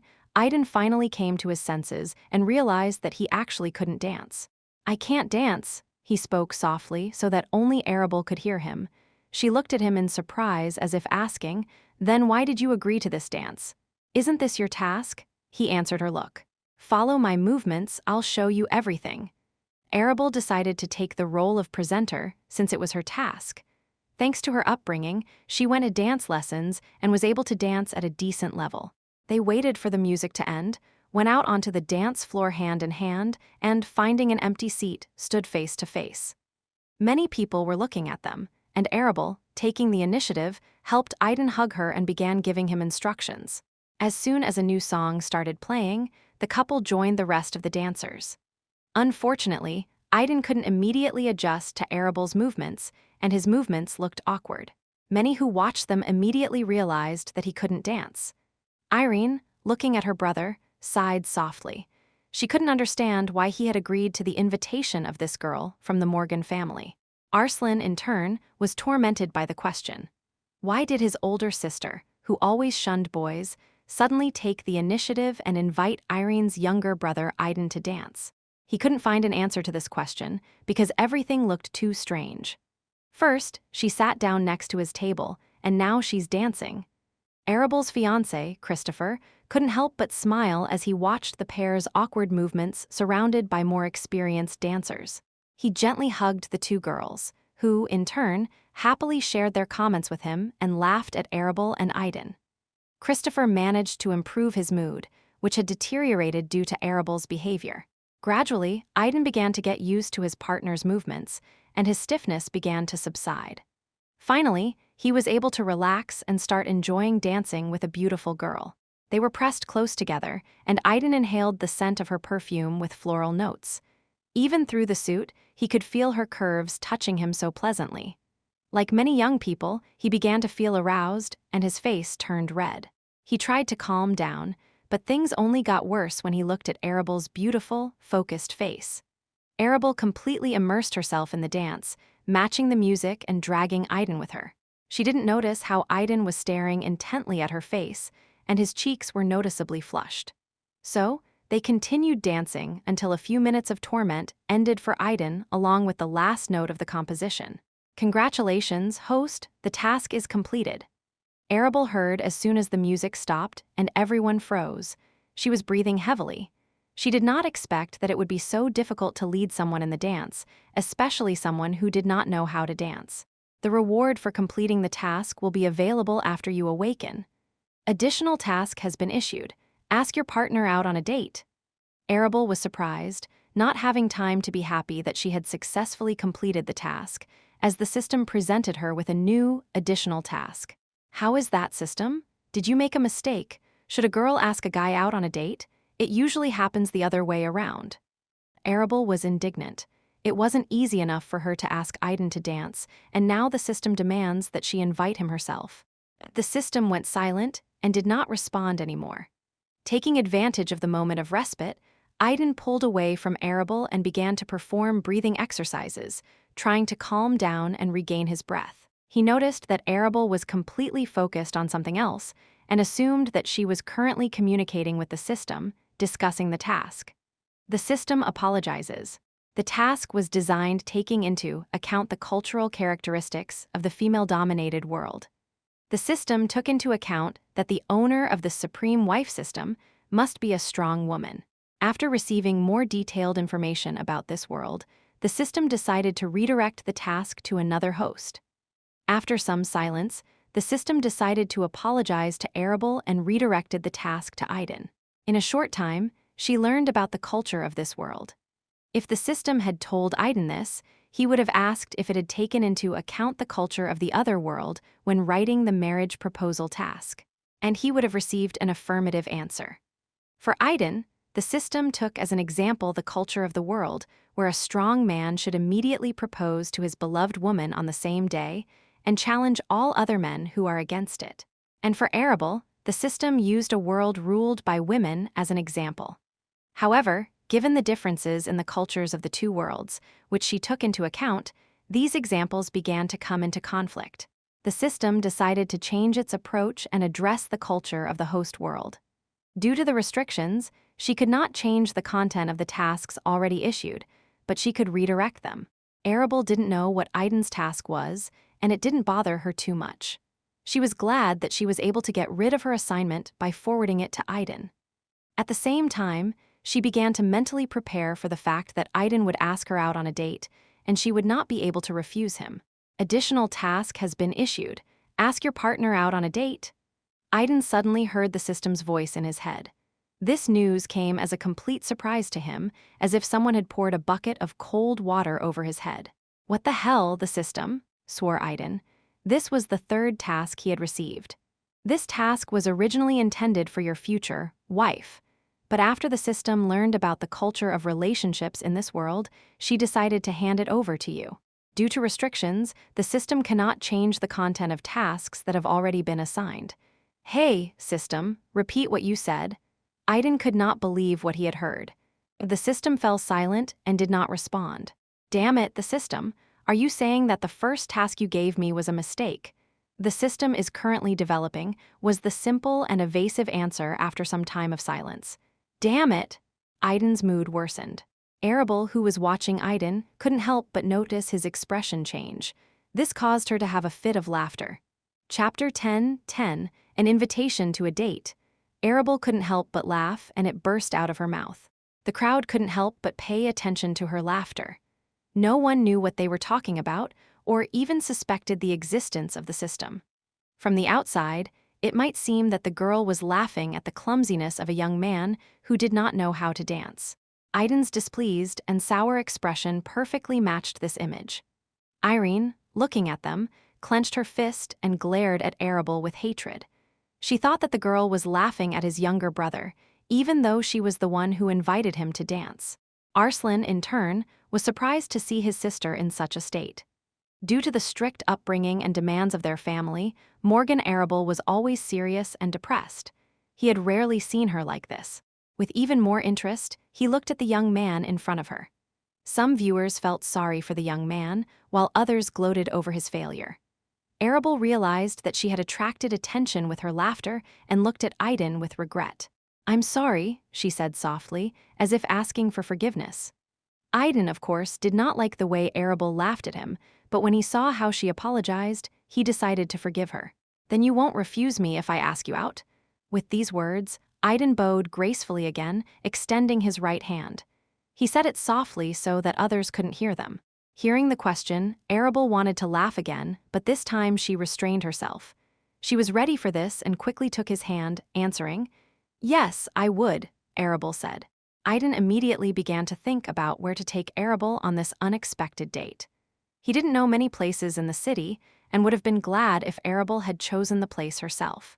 I'd like to spend time with you in a cozier and quieter place so that we can talk and learn a little more about each other, don't you think? Asked Idan. Arabel agreed with him. She also wanted to be alone to discuss some important things about the system with him. There were too many eyes here.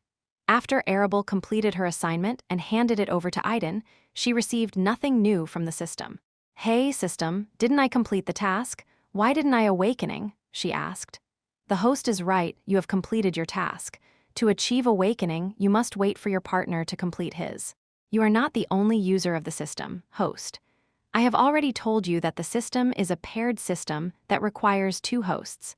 Therefore, in order to fulfill the conditions of awakening, it is necessary for both hosts to complete their tasks, the system replied to Arabel. Arabel did not know what task Idan had received, and she tried to find out its contents from the system. However, the system refused to provide this information without the partner's consent. Arabel snorted inwardly at the response. Meanwhile, Idan was thinking about when and where to invite Arabel. Although the day wasn't over yet, he could invite her over a little later to try to complete all the tasks at once without waiting for the deadline. Arabel seemed to agree with him and made a decision about the system. But he wasn't sure how she would react to his marriage proposal. I do not know many suitable places in the city for a date. Do you have a place you'd like to go? Idan asked, not knowing how to choose a place. Yes, I have in mind a cozy cafe where you can sit and talk quietly, Arabel replied after some thought, choosing one of her favorite places where she could retire from prying eyes. And when do you want to? I mean, I don't think I'll be able to find time tomorrow, Arabel said with a slight sadness, looking around at the crowd, who were still looking at them, not understanding what they were talking about. My family is unlikely to forgive me for this act and will probably punish me for it, Arabel said softly, making it clear to Idan that she was going against the family's will with her actions. After hearing Arabel's reply, Idan was even more convinced of the correctness of his decision. He decided to ask her out tonight so that he could finish everything right away. How about we meet at this cafe in an hour or two? Suggested Idan. Arabel was surprised that Idan had decided to invite her today. She did not notice that the timer indicating the time appeared when she received this task. Although she didn't mind spending time with him today, she still agreed. She shared with Idan the location of this cafe and its name. Then they decided to disperse and meet there in 2 hours. Arabel chose a place that was slightly away from the main part of the event. It took them a while to get there and not attract the attention of others when they left. They didn't want the guests to start making ridiculous assumptions and rumors. However, despite their desire, Arabel's act has already become public knowledge, and various versions and speculations have begun to appear. In addition, it was quickly established that Idan is the unawakened younger brother of the heroine Irene, who has not had the best reputation in the last few months. Soon, the rumors reached the top of 2 families, Morgan and Hugh. Idan returned to his family's table and noticed that his sister was looking at him with pity and condemnation. Why did you agree to her invitation? And why her? And not some other girl? Irene asked questions. Idan didn't want to lie to his sister. Instead of answering her questions, he decided to ask for help. Their mother, having decided to leave the children alone with their problems, was happy to watch her son show interest in the girl. She didn't know which family this girl was from, but her beauty couldn't leave anyone indifferent. Sister, can you help me leave this place unnoticed? Asked Idan. What's going on? Irene was surprised. Don't walk away from the question, answer my questions immediately. I'm sorry, sister, I can't give you an explanation right now, but I promise I'll explain everything later. So will you help me? Seeing that her younger brother does not want to answer, but at the same time gives the floor, Irene decided not to insist and help him leave this place.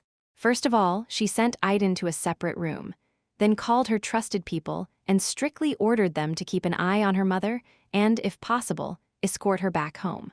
Only then did she go after her brother to help him leave this place. She also decided not to let him go alone and followed him. If he refuses, she will follow him secretly. Arabel returned and found her younger brother. While she was looking for Arslan, she heard the whispers of the guests who were talking about her and Idan. From what she heard, she initially wanted to yell at them, but then restrained herself, realizing that this would not change the situation that had already developed. "Sister, what's going on with you? Are you all right?" asked Arslan anxiously. In relation to his sister, he always became a completely different person. Arabel couldn't help but smile at her younger brother's concern. Only he could make her feel that way. "I'm fine, brother," Arabel reassured him. "Brother, I know you won't believe me until you see for yourself. So, calm down, I'll explain everything to you later. But right now, I need your help. You've already noticed that people around you have started spreading ridiculous rumors, and I'm sure they've already reached our Morgan family and Hughes family. They won't forgive me for that." The seriousness of the elder sister's words immediately changed Arslan's behavior. He became a completely different person. His eyes quickly scanned over the people who were watching them, and he confirmed his sister's guesses. "What do you want me to do, sister?" asked Arslan. Seeing the changes in her younger brother's behavior, Arabel began to be even more proud of him. "Help divert the attention of the family, Christopher and his family, Hugh. Buy me some time.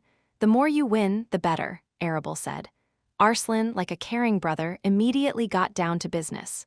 Like Irene, he summoned his trusted people, whom he had become close to after becoming an awakened one, and began giving them orders.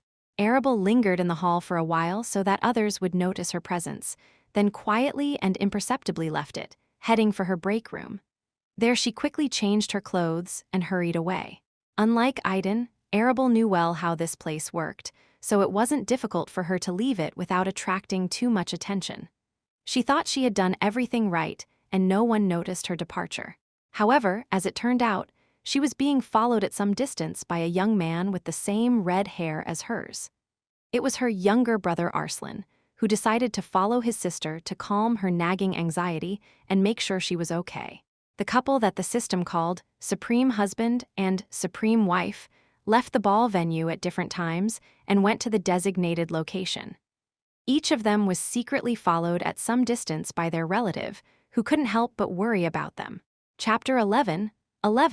Buying a ring. Idan, with the help of his sister Irene, was the first to leave the event, trying not to attract attention to himself.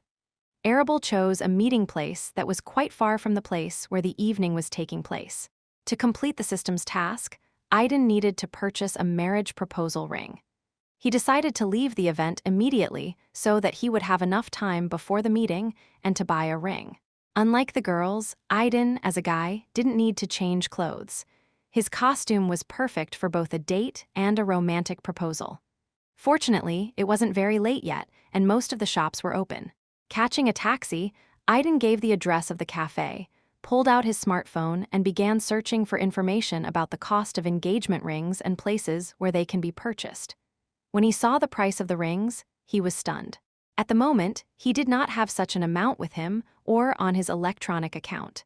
He had not worked for several months and was living off his sister, and he was very ashamed of it. He had no choice but to ask his sister, Irene, to lend him some money to buy a ring. There wasn't much time as it was, and he immediately wrote to her with a request.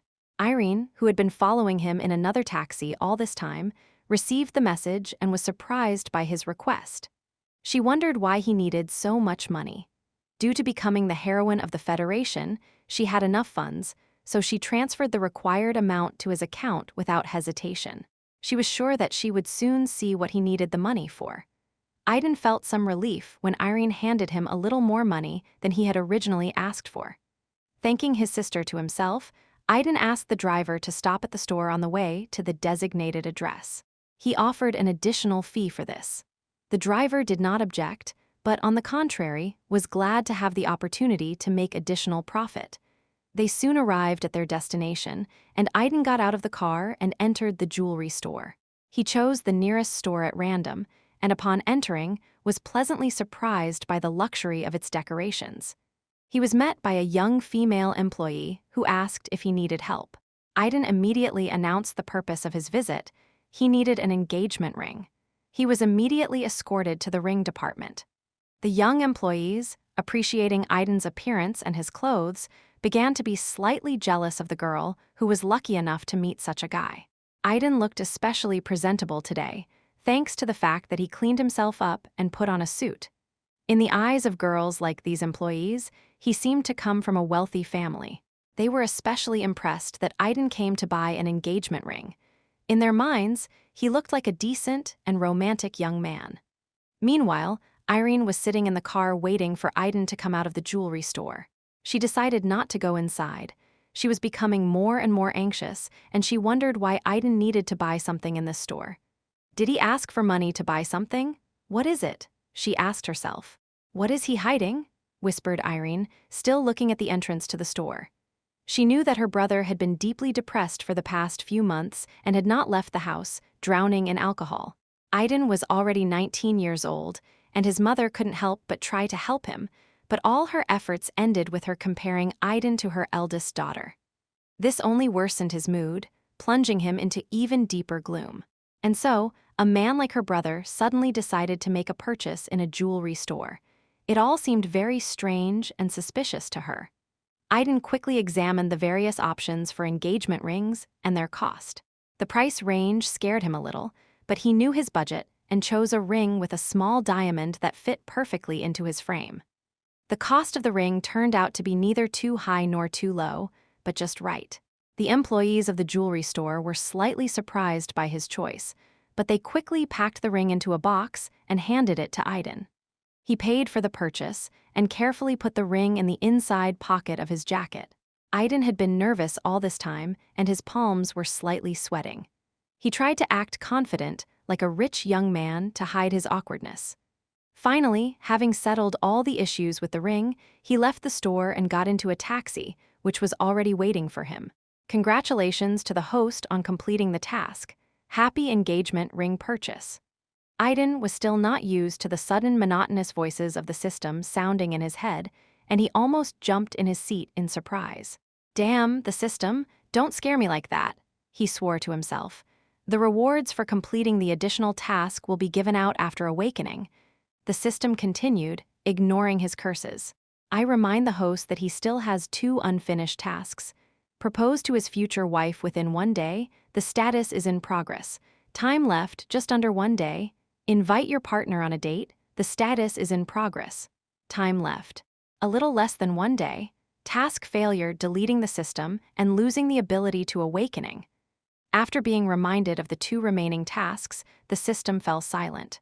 Idan only snorted when he heard the voice of the system, because he himself perfectly saw the timer, which was inexorably counting down time. With his right hand, he felt the box that he had recently put on the inside pocket of his jacket and made sure that it was still there.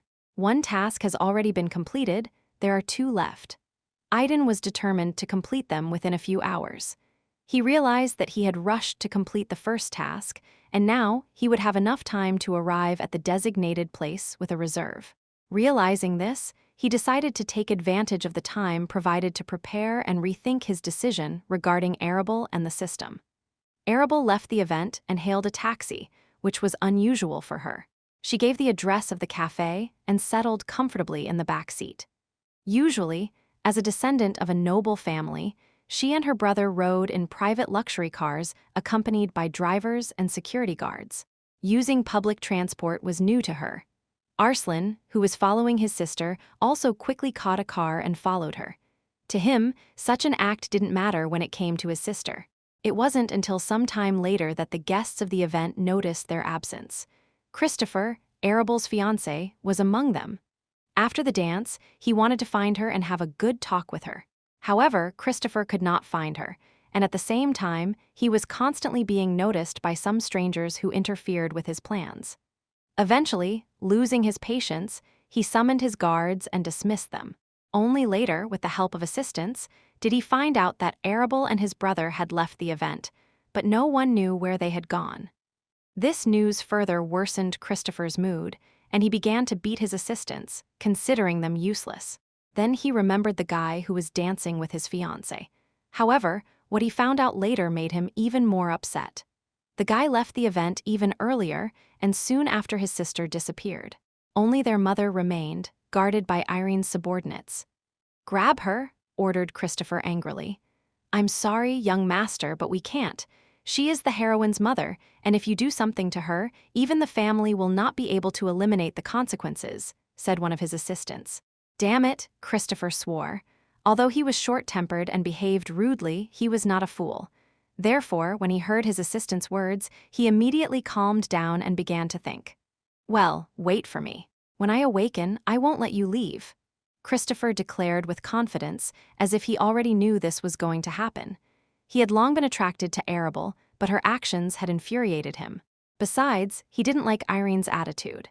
How can a simple girl from an ordinary family treat him like this just because she has become an awakened one? Now Idan, the young man who dared to dance with his future wife, appeared on his revenge list. Chapter 12. 12. An unexpected meeting. The cafe Arabel had chosen was located on the ground floor of a large building and occupied only a small corner. Most of the seating was outdoors, and the smaller part was inside the cafe itself. There were other similar establishments in the building, as it was a large shopping mall. Idan arrived half an hour earlier than the scheduled time. In his opinion, the cafe was no different from many other similar places. He didn't know why she chose this particular place, but he had nothing against this choice. Half of the outdoor seats were already occupied. Before entering, Idan went to a kiosk where glasses were sold.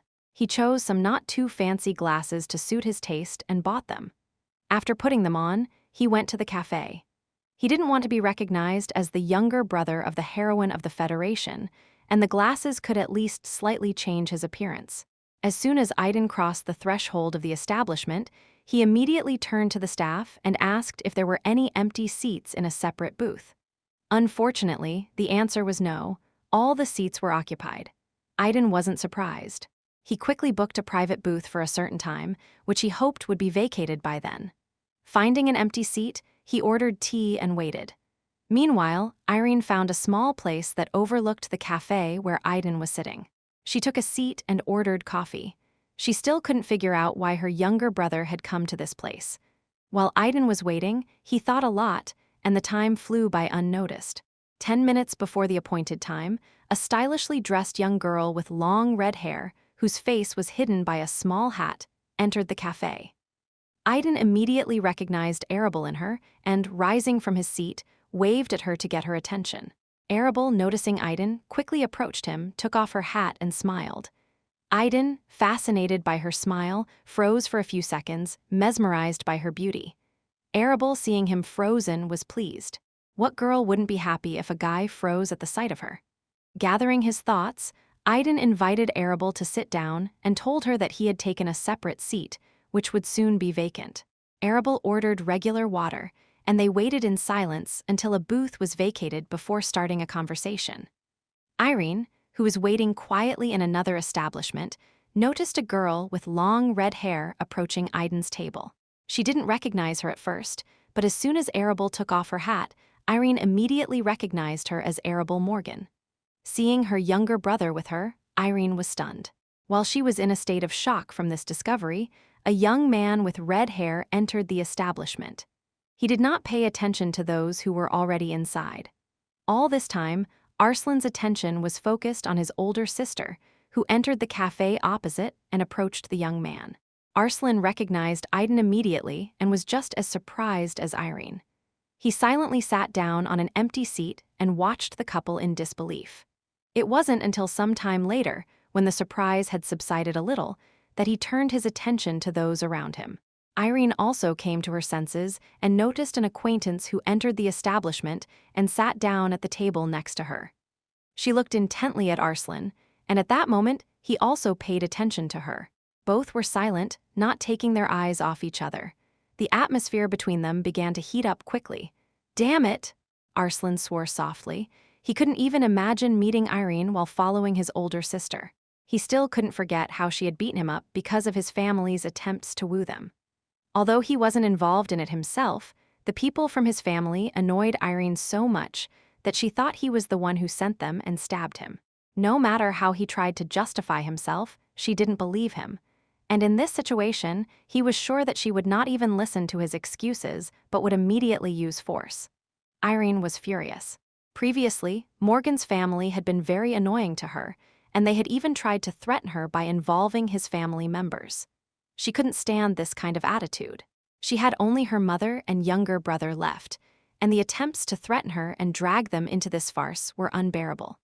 She made it clear to the Morgan family what would happen if they raised their hand against them by beating up their only awakened one, whom they had pinned all their hopes on. Irene, analyzing the events that took place between her and the Morgan family, came to the conclusion that they decided to use her younger brother to their advantage. To this end, they sent Arabel Morgan to manipulate her younger brother. The situation between them escalated, and few visitors to the establishment paid attention to them. Recognizing them as the heroes of the Federation, they started making noise and taking out their smartphones to take photos. The sudden change in the situation brought Irene and Arslan to their senses, and they immediately decided to use their abilities. Irene closed her eyes, and when she opened them, they turned into purple-pink rotating spirals. Everyone who saw her eyes froze, and their eyes lost color, becoming white without pupils.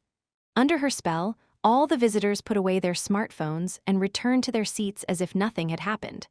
Arslan did not stay away. He created an invisible barrier around the establishment so that no one would notice what was going on inside. From the outside, it looked like nothing had changed. Arslan shuddered slightly when he saw Irene's eyes. He still couldn't forget that look. Even he couldn't withstand her power. His abilities weren't designed to defend against such attacks, and her other abilities only increased his helplessness. If he found a way to counter this ability, he was sure he wouldn't be able to handle her other skills. Irene, realizing the situation, closed her eyes. After a moment, she opened them, and her gaze returned to its normal state. She looked at Arslan, then looked around the innards of the establishment, closely examining his sealing abilities.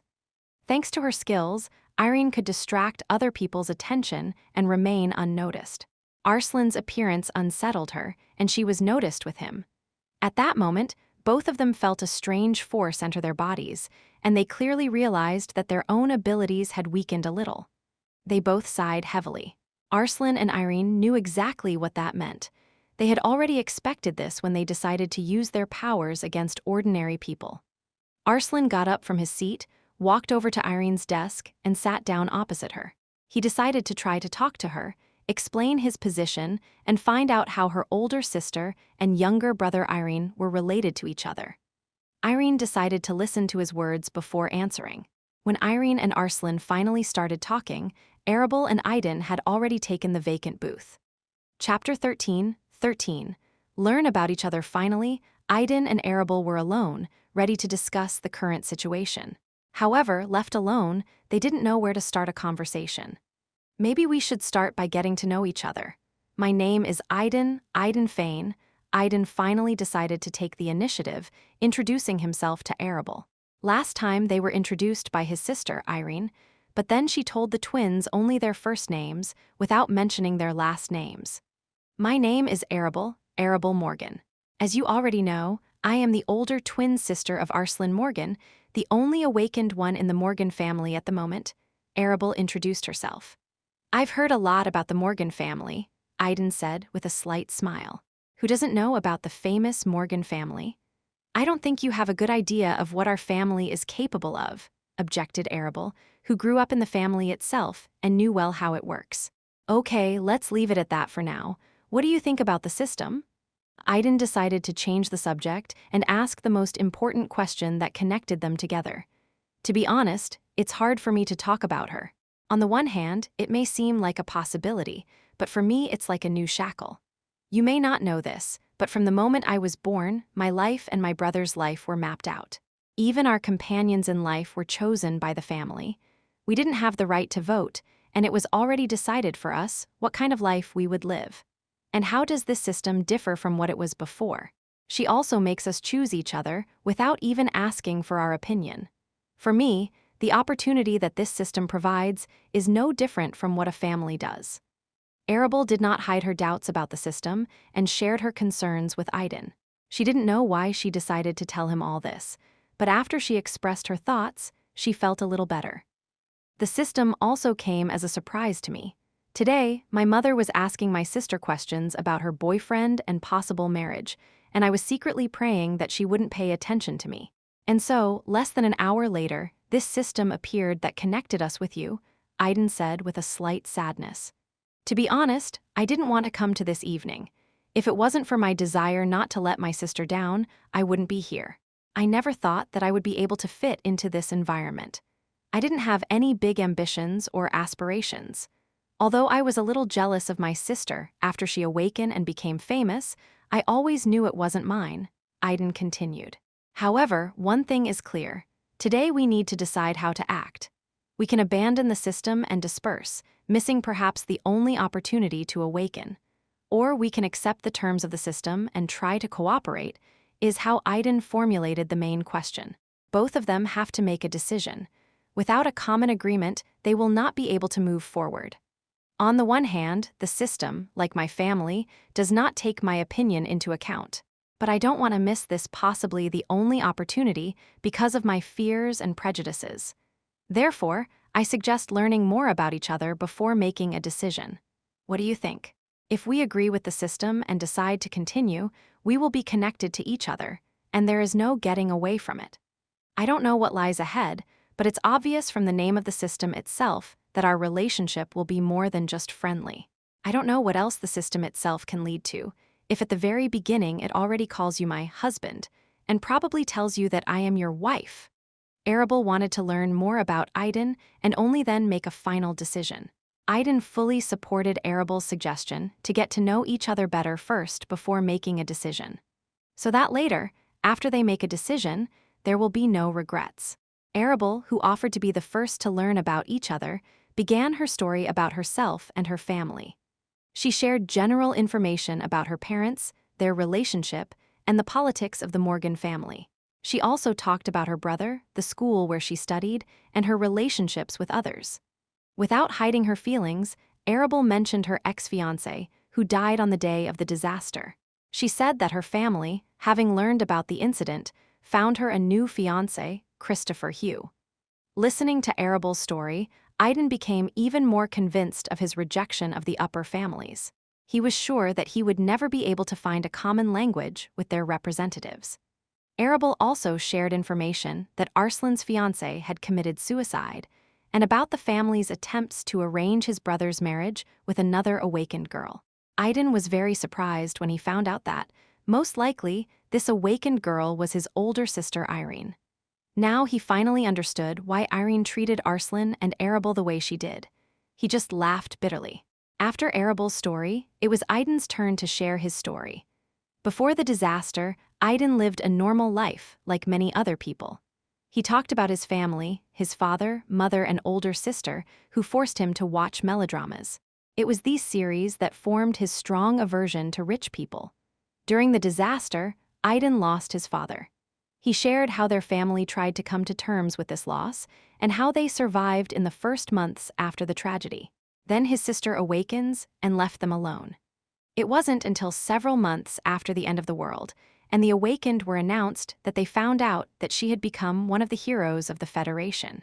Thanks to this, they were able to move to the capital and start a new, more comfortable life. And it's all thanks to his older sister. However, his sister's popularity had a negative effect on him. When he was trying to find a job, people began to recognize him. No one wanted to hire an unknown person, so after digging into his information, everyone found out that he was the younger brother of the heroine of the Federation and tried to establish a relationship with him. Everyone compared him to his sister, which was very annoying. He had been living in his sister's shadow for the past few months and was suffering from depression. Everything changed when his sister showed her concern and beat him up a bit. Because of this, he even missed the first of the 10 disasters. At first, he didn't want to talk about this part of his life, but then he decided it was better to share it. He shared this information with some embarrassment. At the end of his story, he explained why he decided to take part in today's event. After Idan finished his story, silence fell in the booth. Each of them was preoccupied with their own thoughts and made an important decision that could radically change their lives. Idan has long since decided on his position. He couldn't miss this opportunity and decided to try to adopt the system. It was up to Arabel now. If she refuses, he won't force her and will accept her decision. But if she agrees, then so be it. Holding his breath, he waited for her answer. Besides, her good looks also played a role. Who wouldn't want to date such a beautiful girl? Arabel, for her part, couldn't stop thinking either. From Idan's stories, she was able to get some idea of him. What she found out about him did not cause her strong rejection, as it was with Christopher or others. He wasn't from a rich family, but he wasn't from a poor one either. They lived in different worlds, and if it weren't for the system, they probably would never have met. Realizing that it was better to be free from her family than to remain their pawn, Arabel made a decision. She will try to accept Idan and find out what trials fate has prepared for them. Good, I've made a decision, Arabel said confidently, as if putting an end to her doubts. I agree to try to accept the system and awaken. And I hope my choice was the right one to agree to cooperate with you, Idan. Don't give me any reason to think I was wrong, Arabel said, looking into his eyes. Hearing Arabel's agreement, Idan breathed a sigh of relief. In truth, he was very glad that she had made a decision. He was ready to try and establish a relationship, despite the fact that the system forces them to be together. Idan stood up from his seat, slightly nervous about how Arabel would react to his actions. He walked up to her, put his right hand into the inside pocket of his jacket, and felt for the ring box, preparing to propose. This was supposed to help him complete the system's task. However, before he could take out the box, the monotonous voice of the system rang in his head. The system would like to remind the host that marriage proposals require witnesses. You have to show everyone that she is your future wife. Idan froze when he heard these words. Damn it, he swore out loud, and Arabel gave him a strange look when she heard his words. Chapter 14:14. Marriage proposal. It wasn't until he noticed Arabel's strange look at him that Idan realized he'd said the curse out loud, not to himself, as he usually did. His plans to complete the task of the system without prying eyes and make a marriage proposal failed. Hey, system, I don't remember that a marriage proposal necessarily required witnesses. I think this is a more intimate moment when a couple takes a step towards each other, and the presence of strangers can only interfere. Idan expressed his thoughts. Host, you must understand that the system did not just give you this task. This is your awakening ritual. As soon as you complete it, the process of awakening and full integration of the system will begin. In order for the ritual to be considered successful and completed, we need witnesses, the system replied. So that's the point. Idan finally realized the gist of the system's explanation. He didn't have a deep understanding of her, so he decided to trust her. At first, he thought that all these additional conditions about witnesses were just a whim of the system itself. Having calmed down, Idan decided to bring the matter to an end and not retreat. He glanced at Arabel, who still couldn't figure out what he was going to do and why he suddenly stopped cursing in front of her.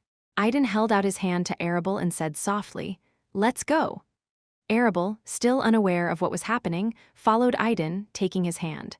She wanted to ask a lot of questions, but decided to keep quiet and see what he was going to do.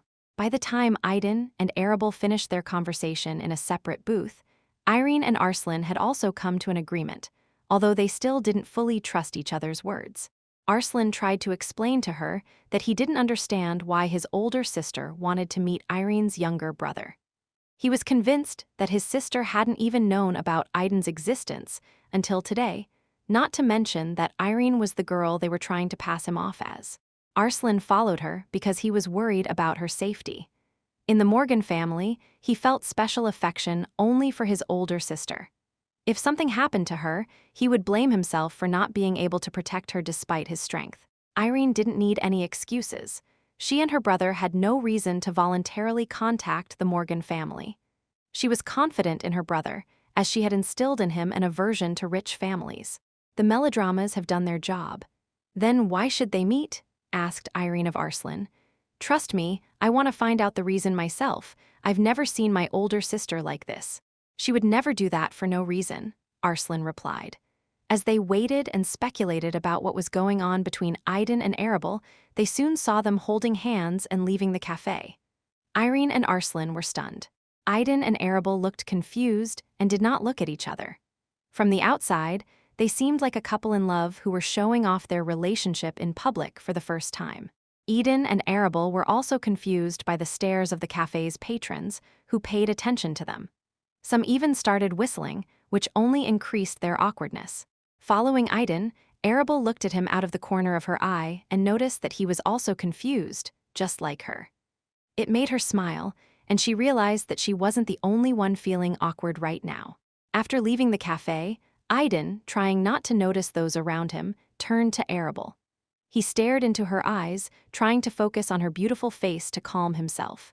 At this moment, he was so excited that his heart seemed ready to jump out of his chest. Arabel's condition wasn't much different from his. She understood that attracting the attention of so many people was not the best idea. She was also aware that her family would soon find out about it, and this worried her greatly.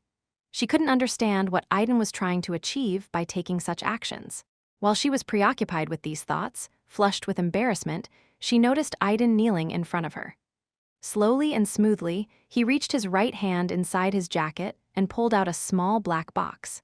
And at that moment, Arabel felt as if lightning had fallen on her. She was stunned by what she saw and the realization of what Idan was trying to do. Her thoughts drifted away from the shock she had experienced, and she watched Idan's actions as if spellbound. The couple, who were watching from a nearby restaurant, were completely shocked by what they saw. Their eyes widened in surprise. Idan, his hands trembling with excitement, presented a small black box to Arabel and opened it. Inside was a small diamond ring that he had bought just a couple of hours ago. "Arabel Morgan, will you marry me?" he said, gathering his courage and taking a deep breath. The crowd watching the event was excited. It's not often you see this after a disaster. Some people took out their smartphones and started filming what was happening. Many began to support Idan and cheer him on. Arabel was still in shock and stared at the ring. Ding. A task has been issued. Accept your future husband's marriage proposal. Put on the ring and kiss it, confirming your consent. Attention! The system warns that in case of failure, the task will be considered failed, and the system will be deleted, and the chance to awaken will be lost. Attention! If the task is completed, the awakening process will begin. Both hosts will be teleported to a connected world to confirm their classification as awakened and begin searching for a way to save this world. A series of messages from the system brought Arabel to her senses. She finally realized what was behind Idan's act. That was his task. Realizing this, she laughed. She was laughing at Idan, who had received an absurd task from the system again. Idan, in turn, also received a message from the system about the beginning of the process of awakening and teleporting to another world. He was very surprised by this news. He didn't expect them to be teleported to another world so soon. He knew almost nothing about the other world, expecting the government of the United Federation to share this information with him, but he never did. His sister hadn't told him about it either, and now, as soon as Arabel accepts his offer, they will be teleported to another world. They were both unprepared for this turn of events, but they couldn't turn back. Arabel realized it too and couldn't help herself. She noticed that some of the audience were filming them, and she was sure that her Morgan family would soon find out about it. Just the thought of being teleported to another world calmed her down a bit. She had already made her decision, and there was no turning back. Arabel held out her left hand, indicating her agreement. Idan, noticing Arabel's gesture, stood up and, taking the ring from the box, put it on her ring finger. When the ring was in place, Arabel held it up to her face to take a closer look. It wasn't the most luxurious ring, but it wasn't too simple either. She liked Idan's choice. Knowing what she had to do, Arabel looked away from the ring and looked into Idan's eyes. Her face was flushed with embarrassment. Idan was a little taller than her, so Arabel reached out, grabbed his cheeks and pulled him slightly to her, closed her eyes and kissed him on the lips. Idan was confused by Arabel's action. His mind seemed to shut down at that moment. The crowd, seeing this, applauded, whistled, and began to congratulate them. Irene and Arslan, unable to move, sat in their seats, unable to believe their eyes. Irene couldn't believe that her younger brother had proposed to a high-society girl belonging to the Morgan family and even bought a ring for it. It was only then that she realized why he had asked for money and why he had stopped by the jewelry store on his way here. Arslan, also in shock, looked at his older sister. She not only met the guy alone, but also accepted and agreed to this guy's marriage proposal. But what surprised him even more and almost turned off his consciousness was Arabel's last act. an open kiss in front of everyone. Their family would never forgive her for this act. The kiss between Arabel and Idan didn't last too long, but for both of them it seemed like an eternity. After Arabel, all red as a tomato, pulled away from Idan, they both heard the voice of the system in their minds. Congratulations, hosts, the ritual has been completed successfully. The system begins the process of merging and awakening. Chapter 15:15, Farewell Ding, the system reminds you that teleportation to the connected world will begin in 10 minutes. The countdown begins. At the same time, Idan and Arabel noticed how the countdown to 10 minutes began on the timer, which only they could see. They had already been alerted by the system about this event, so they weren't too surprised. On the contrary, they were even glad that they were given at least 10 minutes to prepare and warn their friends. After completing the system's tasks, Idan and Arabel hurried to leave the place. However, two familiar people appeared on their way. Irene and Arslan, finally recovering from the shock, decided to appear in front of the couple to find out what was going on here. In addition, they wanted to prevent outsiders from posting the video they shot online as soon as possible. Irene instantly used her power to erase the memories of all the witnesses of what happened to Arabel and Idan. At the same time, Arslan once again used his ability to isolate the place. It took them no more than 10 seconds to do everything. Damn it, Irene cursed. Idan was extremely surprised by the sudden appearance of his older sister and Arslan. However, he was even more struck by Irene's rude statement. He also noticed how his sister's eyes had changed the moment she appeared. I forced them to delete the video, but I can't say for sure if anyone had time to put it on the web. It's best to prepare for the worst and assume that the recording has already appeared online, Irene told Arslan, closing her eyes. Arslan, annoyed by the upcoming problems, started rubbing his temples. He stared with displeasure at his older sister, who, seeing her younger brother, became confused and, lowering her gaze, stared at her feet. Idan also felt awkward when he met his older sister's disapproving gaze. By this point, her eyes had already returned to their normal state. Explain yourself, demanded Irene, staring intently at Idan. Sister, the thing is, Idan tried to find the right words to explain the situation. But before he could finish his sentence, he felt that something strange was happening to his body. He had never experienced anything like this before. It was as if an outside force was pouring into his body. He looked at Arabel in surprise, who was also staring at him. At that moment, they both realized that they were experiencing the same thing. Noticing each other's surprised looks, they came to the same conclusion. They have begun their awakening process. Irene and Arslan also noticed how Idan suddenly stopped talking and stared at Arabel in disbelief, while Arabel stared at him in amazement. What happened? Irene did not have time to ask Idan, as the monotonous voice of her system sounded in her head. Attention, host, the activation of a unique system has been detected. What? Exclaimed Irene, surprised. Arslan also heard something similar from his system, and, looking at Irene, noticed her puzzled look. They exchanged glances, and finally their attention was caught by Idan and Arabel, who had already turned their gaze on them. I think that seeing your amazement, I don't need to explain, Idan said with a slight smile. How? Asked Irene, turning to her younger brother. Arslan, equally surprised, also fixed his gaze on Idan. They both focused their attention on Idan, completely forgetting about Arabel. Their systems reported only that the system had been awakened, in the singular. Therefore, they mistakenly assumed that it was Idan who had awakened the system, and not Arabel, since he had started the conversation first. Sister, I really would like to explain everything to you, but unfortunately we don't have much time, Idan replied with the same slight smile, realizing that time was inexorably running out. What are you talking about? Why don't you have enough time? Asked Irene, perplexed. What kind of strange things is her younger brother saying, claiming that he doesn't have much time? Suddenly she got a response from her system.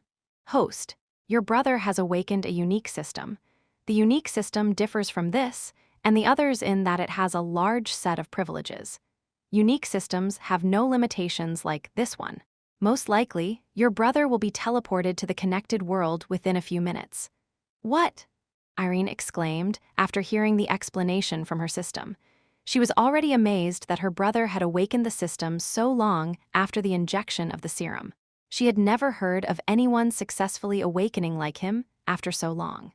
She knew that the government was already preparing for the second wave of serum vaccination, and she hoped that her brother would be lucky enough to awaken after that. Thanks to the system, she, like the rest of the already awakened ones, had insider information about what was happening. However, the mention of her system's unique system came as a surprise to her. She already knew from her own that the systems were classified by rarity: ordinary, rare, epic, and legendary. Her system was considered rare from the moment of awakening, as were the systems of Arslan and other awakened ones who were among the 10 strongest heroes of the Federation. She had never heard of the awakening of epic or legendary systems, let alone unique systems. "Are you sure?" Irene asked her system. "Host, unique systems are unique because they have special and distinctive waves of presence from conventional systems, which systems such as this can accurately identify. This system is only able to determine whether a system is unique or common, but it cannot reveal the rest of the information about another system. I apologize for my uselessness, host," Irene's system replied. Idan noticed that his sister had calmed down a bit and decided to ask the most important question before they were teleported away. Arabel, who was standing next to them, watched them closely, realizing that time was rapidly running out. "Sister, what should we consider, and what should we pay attention to when we find ourselves in another world?" asked Idan. When Irene heard her brother's question, she realized that her system was right. Judging by the way Idan was in a hurry to ask this question, he would be teleported soon. "I can see that you're in a hurry, so let me tell you about it. When we first found ourselves in another world, we were all scattered in different places. Even after a while, we couldn't meet each other." Irene began to share her experience. "When you find yourself in another world, Idan, the first thing to do is look around and try to gather as much information as possible. The government still has not been able to fully analyze the data received from all of us and get at least a rough idea of this world. It's too vast and diverse," Arslan chimed in, offering his advice. Irene was unhappy with his intervention, but realizing that her brother had little time left, she did not argue with him. "I want to discuss a lot with you, Idan. Since you've awakened the system, I have no reason to hide information from you anymore.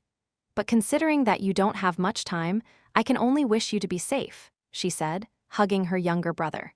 "Try not to attract attention and be as inconspicuous as possible. Don't get involved in conflicts that don't concern you and avoid big cities. And most importantly, come back alive," added Irene. Watching the siblings chatting and realizing that the time had almost come, Arabel decided to approach her younger brother. Arslan noticed how his older sister approached him with a strange expression on her face. "Brother, I hope that you will manage and take care of the problem that I have created. I'm counting on you very much. I'll explain everything to you later.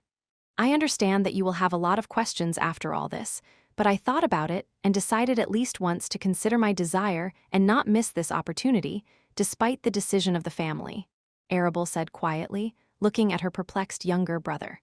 Then she hugged him tightly goodbye. Arslan was at a loss. Why was his older sister talking to him like she was saying goodbye to him? After saying these words, Arabel released her brother and returned to Idan. He, in turn, also finished saying goodbye to his older sister. They both realized that the time had almost come. Irene, like the others, couldn't understand what was going on. She saw Arabel walk up to Idan and stand next to him. Irene's first thought was that Arabel had come to say goodbye, but what happened next completely destroyed her guess. The timer ran out, and the space around Idan and Arabel began to twist and tear. The rift in the shape of a circle, rotating, increased in size, reaching about 3 meters in diameter, forming a portal to another world. A pulling force that only affected Idan and Arabel burst out of the portal. Realizing that they were about to be sucked inside the portal, Idan extended his hand to Arabel. She immediately understood his thoughts and held his hand tightly in response. They looked at their relatives at the same time and said, "See you soon," and with those words, they were both sucked into the rift. It was only when the couple disappeared that Arslan realized that his older sister had also disappeared into the portal leading to another world. It was only then that he realized that his sister was saying goodbye to him and leaving him to deal with all the troubles she had created. Not only he, but also Irene was surprised by what had happened.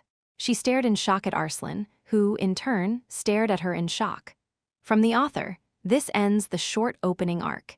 It turned out to be a little longer than I had planned, but I'm still happy with the result. I hope you enjoyed it, and I will be glad if you continue to follow the adventures of this couple with me. Chapter 16.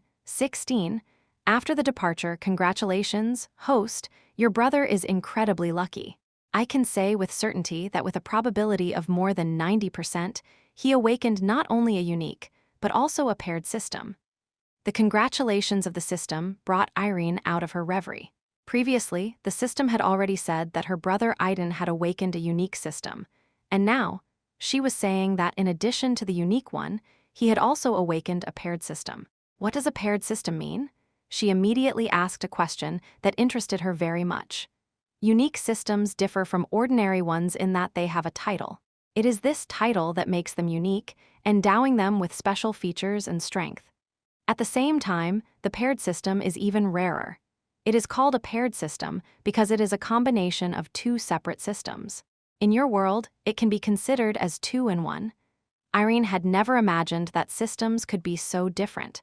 This discovery greatly expanded her understanding of them. What makes you think he's awakened the pair system? Earlier, you claimed that he had awakened a unique one. Is it because of the girl from the Morgan family?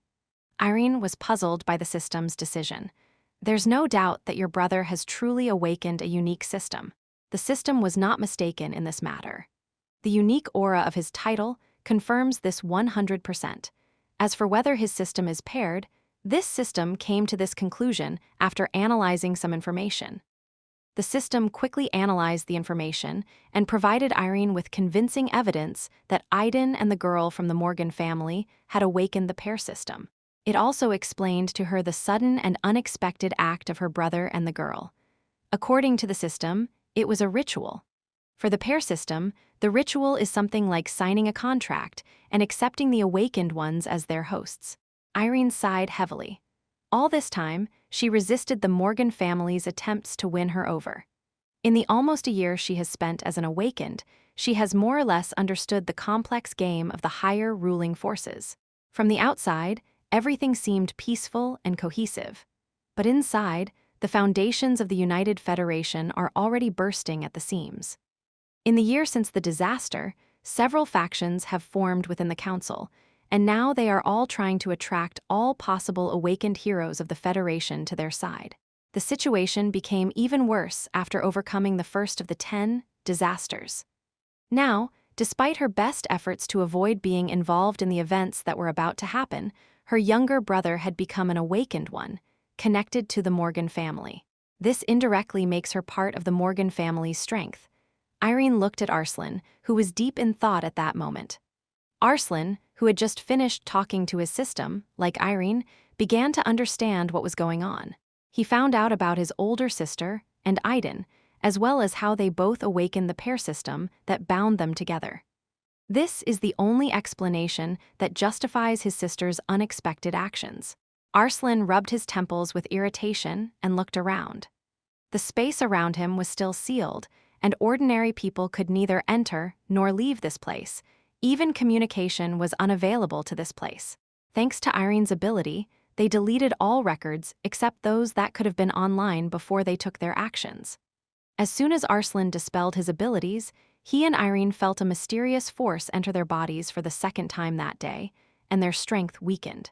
Unlike last time, this time the weakening was significant. "Damn, sister, she's nothing but trouble," swore Arslan aloud. He pulled out his smartphone and started browsing the news, hoping that no one had posted the information. However, to his horror, there was already this news on the web. There was so much information and rumors about the couple online that it was difficult to figure out what was true and what was fiction. The yellow press showed all its activity. The journalists quickly gathered a lot of details about Idan and Arabel. The news reported about their meeting at the gala, and how the heiress of the Morgan family personally invited the unawakened younger brother of the heroine of the Federation, Irene Fane, to dance, despite the fact that she already had a fiancé, the heir to the famous and influential Hugh family. Now, shocking information has been added to this news that Idan proposed marriage to Arabel Morgan. And the most amazing thing is that Arabel accepted the offer, put on a ring, and gave her partner a kiss as a sign of agreement. This news was accompanied by a high-quality video shot on the spot. The cameraman did not miss a single important moment, and Idan's voice, offering a hand and a heart, was clearly heard in the frame. At first, the Morgan family tried to deny this news, claiming that it was a provocation by competitors aimed at undermining their reputation. However, the presence of the video completely refuted their explanations.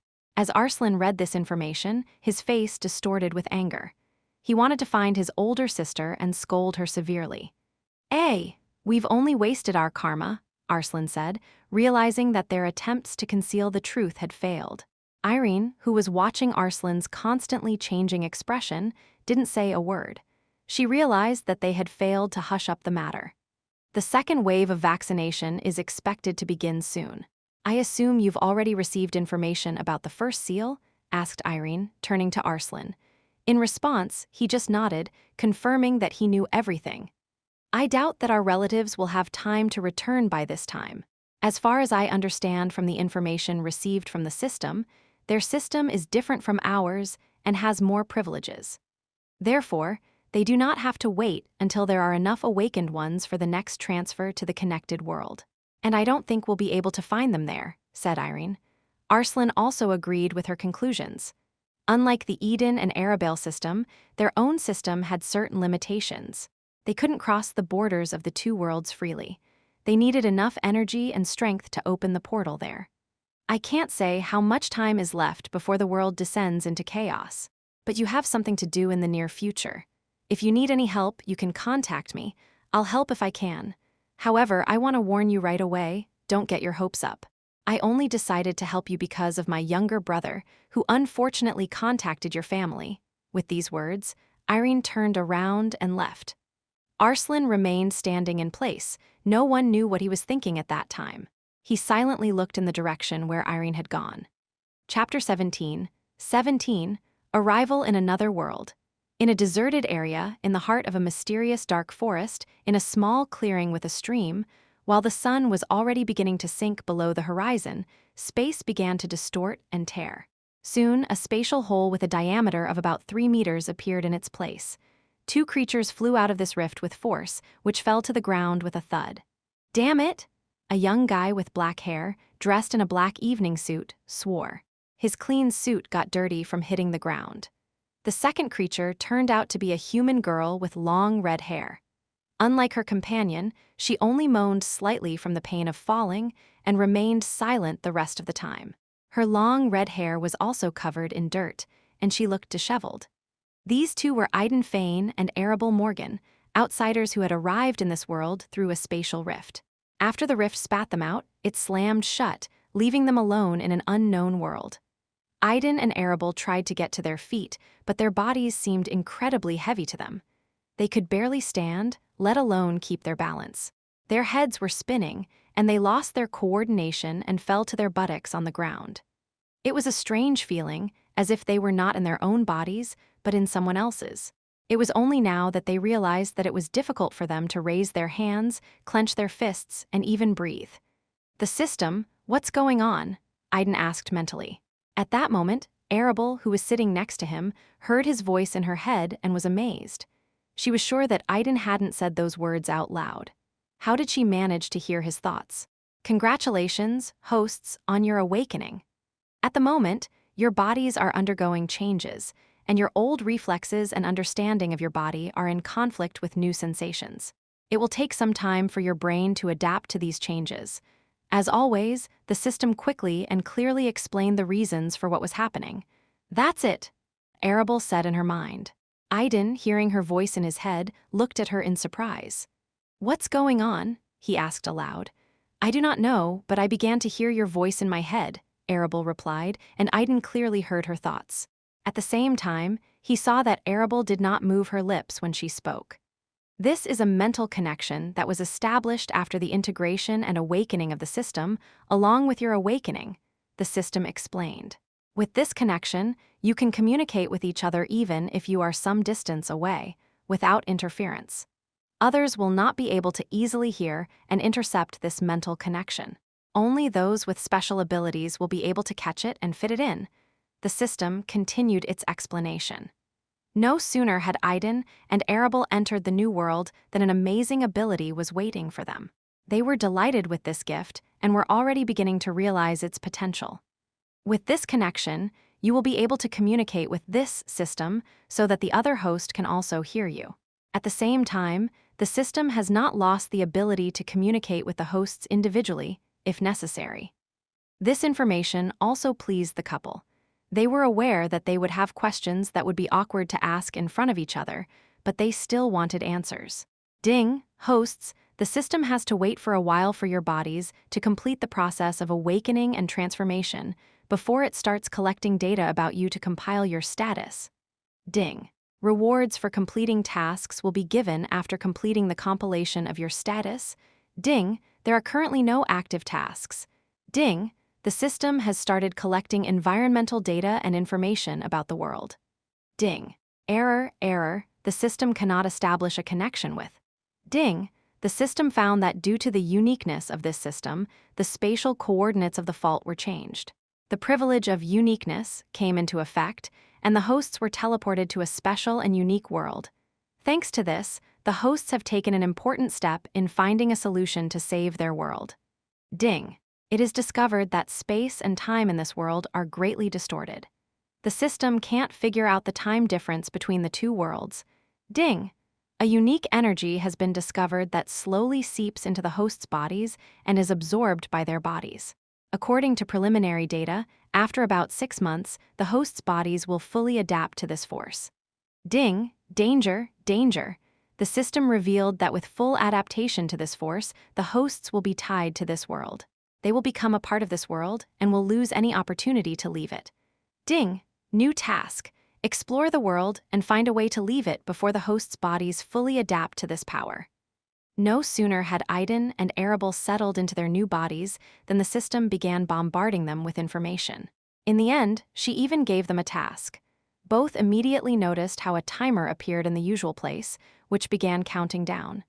The deadline for completing the task was exactly 6 months.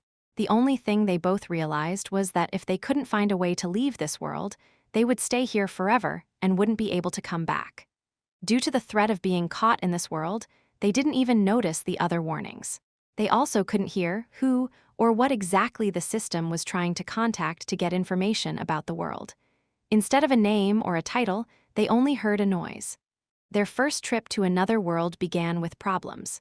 The most important thing they needed to find out first was where exactly they got to. They wondered if this was the world that all the other awakened ones entered, or if they found themselves in a completely different space. With every minute they traveled to another world, there were more questions than answers for Idan and Arabel. Chapter 18. Status I. After the system provided them with the information, Idan and Arabel's mood deteriorated dramatically. If earlier they were excited about their awakening and looking forward to exploring a new world, now all these emotions have dissipated due to the problems they faced. The system informed them and fell silent, and Idan and Arabel began to silently get used to their new bodies. By the time they had more or less settled in and were able to stand and walk normally, the sun had almost disappeared on the horizon. They were not ready to travel to another world and took with them only what they had at hand. Idan only had his smartphone, and Arabel had some makeup, a smartphone, and things that were in her small purse. Their clothes, which they were wearing at the time, also did not correspond to local customs and fashion. Both were sure that their clothes would not fit this world and would stand out a lot. Not to mention the food, they didn't have anything to eat. While they were thinking about how to proceed, the system, which had been silent all this time, suddenly spoke up. Ding. The system has completed the collection of preliminary data on the hosts and has prepared the first version of the status of the hosts. The data has been transmitted. And then a translucent window with information appeared in front of Arabel and Idan's eyes. Each of them focused on their own status window. Status name, Idan Fane gender, male age, 19 years old race, human partner, Arabel Morgan attachment 12%, path of cultivation, system host system. Supreme husband system, synchronized with supreme wife system, system rarity. Epic, plus, unique feature 1. Titles supreme, partially sealed, unavailable, required qualifications, unique feature 2. The paired system, exchange of stats, currently 10%, unavailable main stats. Level 1 strength 50, stamina 50, dexterity 50, intelligence 50, mana 50, abilities. Mental link, plus, mental link. Arabel Morgan status name, Arabel Morgan gender, female age, 18 years old race. Human partner, Idan Fane attachment 9%, path of cultivation. System host system. Supreme wife system, synchronized with supreme husband system, system rarity. Epic, plus, unique feature 1. Titles supreme, partially sealed, unavailable, required qualifications, unique feature 2. The paired system, exchange of stats, currently 10%, unavailable main stats. Level 1 strength 50, stamina 50, dexterity 50, intelligence 50, mana 50, abilities. Mental link, plus, mental link. Idan Fane, Idan and Arabel, studying their status, noticed that they could not see each other's status. Before they had a thought and had time to ask the system a question, it immediately gave them the answer. Although they are both masters of the system, they have not yet become full-fledged husband and wife. Until then, the system will take into account their personal space. The couple was amazed by the system's response. All this time, they believed that the system is similar to artificial intelligence, and like all artificial intelligences, it is difficult for it to understand the nature of people. However, it seems that everything is much more complicated. They discussed the situation and decided that they needed to study the system more deeply and understand what it was capable of and what it wasn't. Although they had a similar thought before, for some reason they constantly forgot to ask the system about it. The first 4 items in the system did not raise any questions. They were familiar with them: name, gender, age, and race. However, starting from the 5th line, they had questions. It was about their partners. Idan proposed to Arabel and she agreed. From that moment on, they became partners. Today they met for the first time, but they were already bonded. It was like an ordinary marriage agreement between strangers in high society. And what was written next to their partner's name clearly showed the nature of their relationship. Idan's affection for Arabel, according to the system's data, was only 12%, while Arabel's affection for Idan was only 9%. Both did not understand where the system was getting this data from and how they could determine from these percentages at what level their relationship was. What percentage would mean that they had become lovers, and what percentage would mean that they had become a real husband and wife? The system did not give an answer to this question. She remained silent. The next question the couple had was about the path to cultivation. This time, the system did not stand aside and gave a clear answer. It turned out that there are many worlds, and each of them has its own path to cultivation. Even in the world they have entered, there is a path that differs from the path of the system. Simply put, there is no system as such in this world. And the fact that they became hosts of the system became their path to cultivation. This discovery came as a complete surprise to the couple. They were not surprised that there were other worlds, because they understood that if they had already learned about the existence of one, then it was only a matter of time before there were many other worlds. However, they were more struck by the fact that there are other paths to cultivation, and that the path of their world is the path of systems. The way the system was named was already clear to them, as was the fact that it was synchronized with another system. But it was the first time they learned about the rarity of the system. According to the system, their system was an epic rarity. The system kindly introduced them to other rarity levels: common, rare, epic, and legendary. The plus sign next to the rarity of their system indicated the possibility of increasing the rarity of the system. If click on this plus, the requirements necessary to increase the rarity will appear. Out of curiosity, both pressed the button, but what they saw did not come as a big surprise to them. Most of the demands were beyond their strength. They lacked the experience, knowledge, and resources to carry them out. Currently, they were just starting their journey, and the chances of increasing the system's rarity in the near future were practically zero. Chapter 19:19. Status II and rewards. Idan and Arabel also found out that Irene and Arslan are the owners of rare systems. The system proudly informed them that it had not discovered any epic rarity systems in their world when all the awakened ones were gathered at the gala. In total, about 10 rare systems were identified, including those belonging to Irene and Arslan.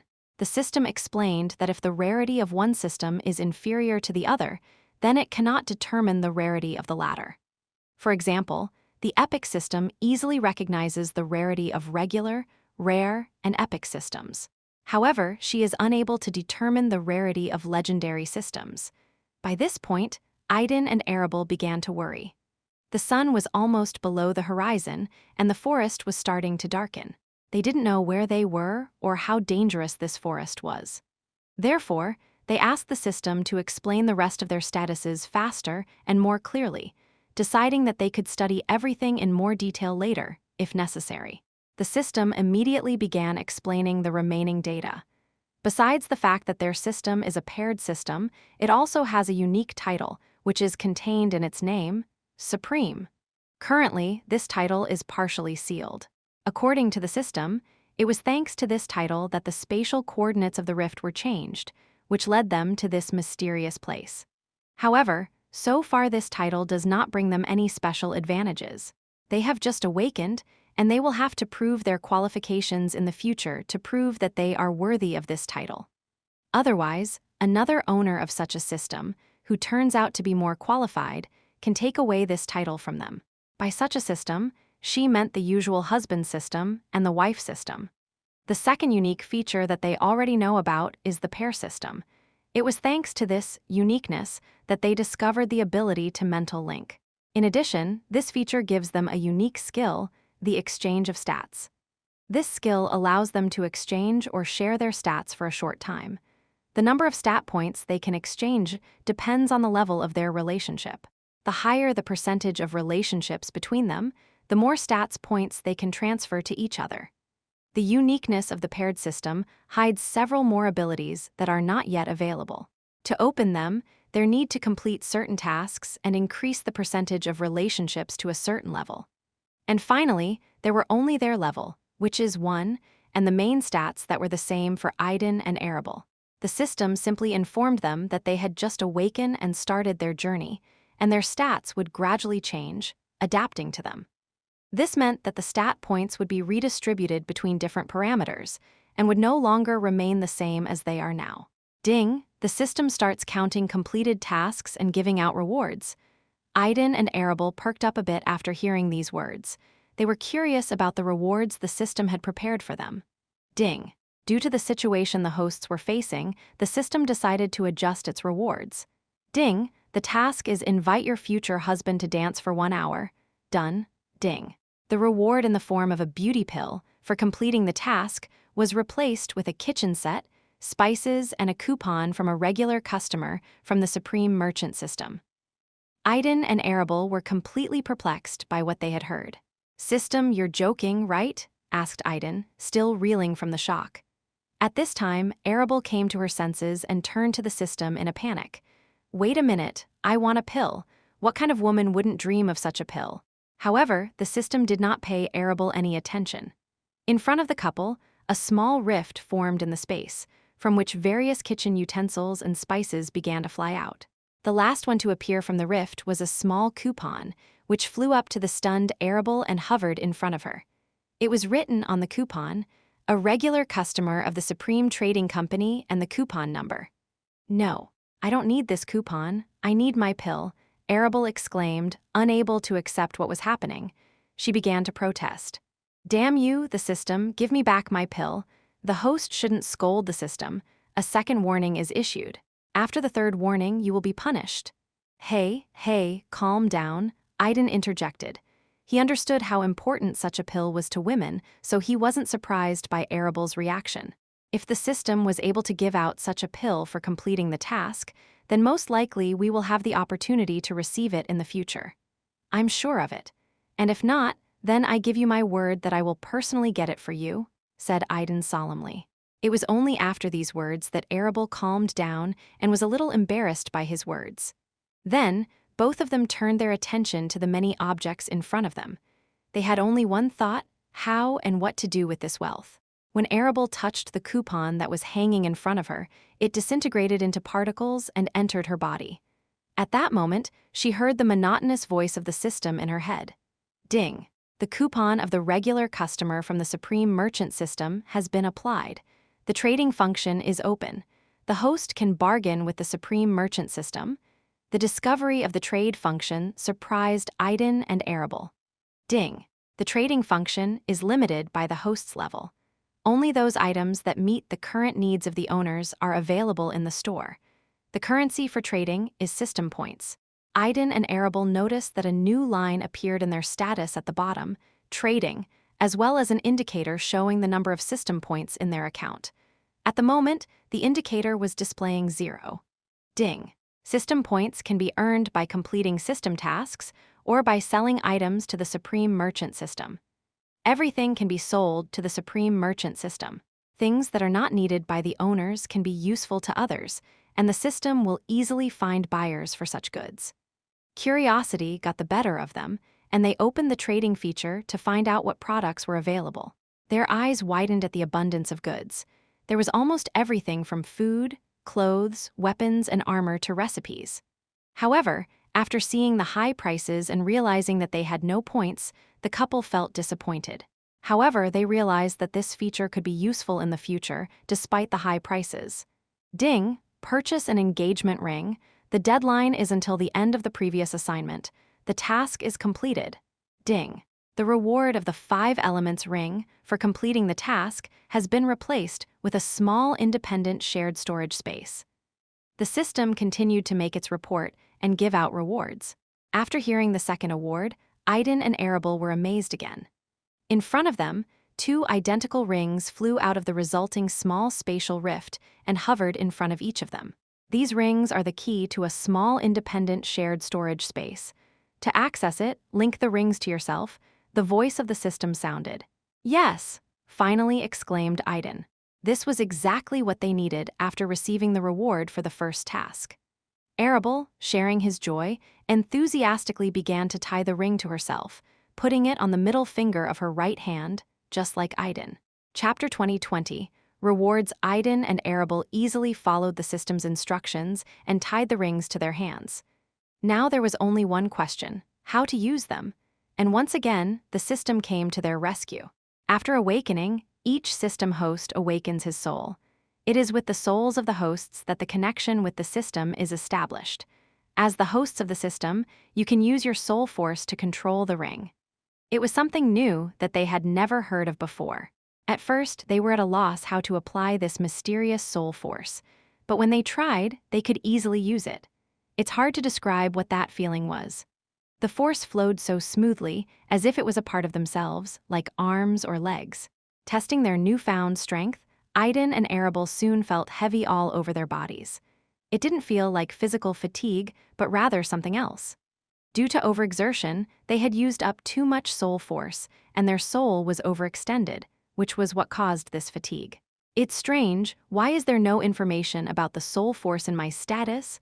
Asked Arabel, checking her status. If it's their own power, then why doesn't the system show it?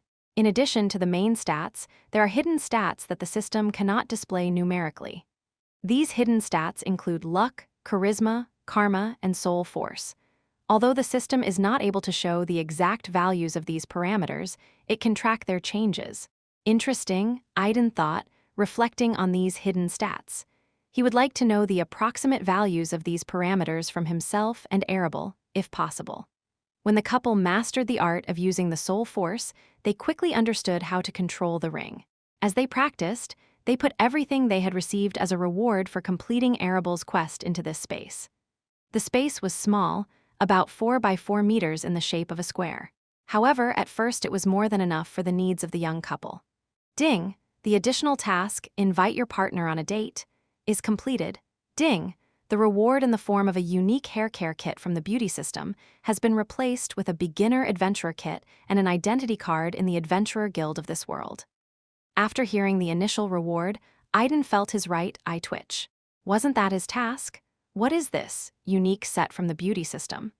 It was only later that he realized that the task had originally been given to Arabel, and only then had it been redirected to him. It seems that the system had already determined the reward for Arabel, and after redirecting, she could not make changes, and the reward remained intended for her.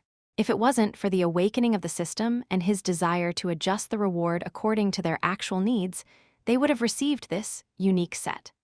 Out of the corner of his eye, Idan glanced at Arabel, whose mood soured after she heard about the awards. She was in a bad mood again. It seemed like, just like with the pill, she would rather get this unique hair care kit instead of the adventurer kit. He laughed softly to himself, forgetting that they shared a mental connection that was currently working. Arabel, hearing his laughter, glanced at Idan with displeasure. Realizing his mistake, he began to justify himself and ask for forgiveness. He also promised that he would try to help her get a unique hair care kit. These apologies and promises to get this set lifted her spirits, and she laughed softly with him. She understood that he was just trying to cheer her up, and she didn't mind his antics. According to the system, the beginner adventurer's kit included everything necessary for a person who decided to become an adventurer: clean and new clothes, various types of weapons, hiking equipment, supplies, and even some local currency. Idan didn't know what could be included in the unique hair care kit, but what they got for the beginner adventurer kit had already exceeded all their expectations. The couple began to wonder, do all the owners of the systems really get so many valuable things for completing a simple task? The system's answer to this question surprised the couple, and they remembered the task they had been given: explore the world and find a way to leave it before the host's bodies fully adapt to this force, sounded in their minds. With all these awards and new information, they've already managed to forget about it. But now they finally realized that all these awards were given out by the system for a reason, but as a sign of the seriousness of the situation. The system tried its best to help them in this difficult moment. According to the system, they found themselves in this situation because of the influence of their title, Supreme. They shouldn't be here, especially now that they've just awakened. Because of this, the situation has become extremely dangerous and difficult. If they can't find a way to leave this place, they'll stay here forever, and the system will stay with them. And being tied to them, the system will have to give up its uniqueness and its title of Supreme. In this regard, the system had good reasons to adjust the rewards and give them what was needed at the moment. They didn't mind it, although they were a little embarrassed to receive such magnificent rewards for seemingly simple tasks. They quickly put everything in a ring, deciding to deal with everything later. In the end, they each received a card, which the system explained was the identity card of an adventurer in this world. And this data was real. Their identity cards showed their real names, age, and rank of adventurer. Along with the identity card, they received a small legend about their identities in this world. According to this legend, they both came from a distant village on the continent of Ludelia. They were childhood friends who decided to become adventurers, and like all of them, went to the famous, dilapidated labyrinth continent to try their luck and try to conquer the famous dungeons. This mysterious legend had already given the couple some clues, but they still weren't sure where they were. The system couldn't pinpoint their location either. All she was sure of was that they were in a connected world, but exactly where remained a mystery. The system assumed that they were in a separate, independent space. Ding! The assignment is accept your future husband's marriage proposal. Put on the ring and kiss it, confirming your consent. Is completed. After these explanations, the system continued its reporting and awarding process. Arabel blushed with embarrassment and covered her face with her hands. Idan grinned softly at her. He had already suspected that the kiss was part of a mission from the system, and now he was convinced of it. This time, she was assigned to perform a rather ridiculous and embarrassing task. Ding!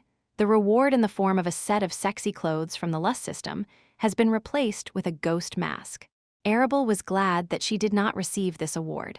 She felt awkward when she noticed how shocked Idan was looking at her. The new award, the ghost mask, was intended only for Arabel. Idan was excluded from the list of her recipients this time. With this mask, Arabel could change her appearance, hiding her beauty and becoming less noticeable. The system gave her this reward to protect her from possible problems. According to the system, her master's beauty is not yet capable of destroying kingdoms, but it can attract potential danger. Idan completely agreed with the system and was glad that it took this into account. Arabel was initially unhappy with the system's explanation, but after some thought, she also came to an agreement. She decided to always wear a mask when they were surrounded by other people. Ding. The task of the ritual to propose to the future wife within 1 day is completed. Ding. Mistake. The system cannot adjust the reward. Attention. Interference of the title supreme has been detected. The original reward. It was deleted, and potions for changing the bloodline of alphas and valkyries were selected instead. Immediately after the system's words, a rift opened in front of Idan and Arabel, and potions fell on their hands. Idan got the alpha bloodline change potion, and Arabel got the valkyrie bloodline change potion. The couple was completely shocked and looked at the potions in their hands in surprise. They didn't know what to do with them or what it might mean. From the author. And now I've finally almost finished the story about the status and rewards of the system. I hope you are not tired of this detailed and descriptive part of the story. If possible, let me know your opinion, it is important to me. And thank you all for reading this chapter, and I hope that you will continue to follow the story. Chapter 21, Alphas and Valkyries, Bloodline Change Potions.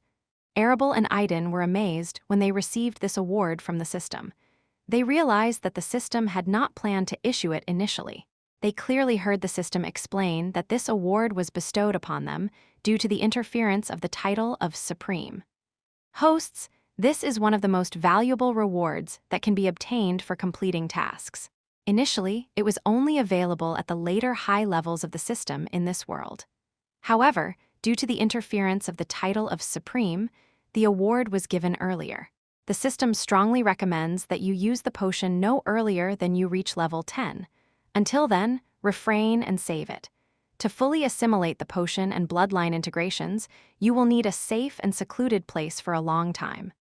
Okay, they agreed with the system's suggestion. But I'm interested in something, the system. What are the bloodlines of alphas and valkyries? Asked Arabel, curiously examining the potion that could change her into a valkyrie. The potion was enclosed in an exquisite and luxurious opaque vial. Because of her curiosity, she almost opened the bottle to inhale the fragrance of the potion, as she did with perfume. There are many different races in this world. Humans, beastmen, dragons, elves, dwarves, and many others. Unlike in your home world, there is diversity here. To understand the reason for this diversity, you will have to investigate this issue yourself. This question concerns the secrets of the world that the system is forbidden to talk about. From this explanation, the couple realized that the system could not provide them with any information. Now they have to figure out how much information the system is capable of providing. It's no secret in this world that the main path of cultivation is based on bloodlines. Among the many different bloodlines, the bloodlines of alphas and valkyries hold a special place as one of the most powerful. A path of cultivation based on bloodline? I wonder if we can follow this path if we drink this. Interjected Idan, hearing something that intrigued him. Yes, after consuming the bloodline potion, the system integrates the bloodline-based cultivation path as a secondary path, making it an integral part of its structure. The system replied to Idan's question. The thought gave the couple anticipation and some temptation to immediately drink the potion and change their bloodline, but they held back. Alphas are a race of superior humans born of magic. They are the ones who have comprehended magic at the highest level, and there is no race more talented in magic than them. Valkyries, on the other hand, are a race of warrior maidens made up exclusively of women. Arabel was surprised and didn't quite understand. What do you mean, only women? What about them? How are they born? Asked Arabel, puzzled. Valkyries can choose their mates from any race, but due to their strength and background, they are able to give birth to no more than 2 children in their entire lives, and all of them are born only girls. After hearing the system's explanation, Arabel looked at the potion in her hand with a complicated expression. Her mind was preoccupied with what she had just learned. Just 2 kids, are they all girls? Although Arabel recently turned 18, she has not yet thought about starting a family and having children. She had just begun to develop an unusual relationship with Idan, and she had no far-reaching plans. She wanted to see if something would work out between them first. However, even so, the thought that after consuming the potion in the future, she would have a maximum of 2 children, and only girls did not make her optimistic. She didn't want to take on such limitations for the sake of strength. Host, be at ease. After you take the potion, the system will integrate the bloodline into your body and prevent any restrictions from negatively affecting your body. You will not change your race completely. So don't worry, you won't have any such restrictions in the future, the system said, addressing Arabel privately, as if reading her mind. Hearing this, Arabel felt inspired. She put the potion in the storage space and looked at Idan, who also put the potion away and turned his gaze on her. The system has finally finished counting completed tasks and giving out rewards. Now they had only one active task left for the two of them, which they were given 6 months to complete. Their main task now was what to do next. They were standing in the middle of a clearing in a mysterious forest, in a place that was unknown to them. The sun had already set, and it was dark all around. Since their appearance, they have remained in one place, and so far no one and nothing has attacked them. This, of course, did not mean that the forest was not dangerous.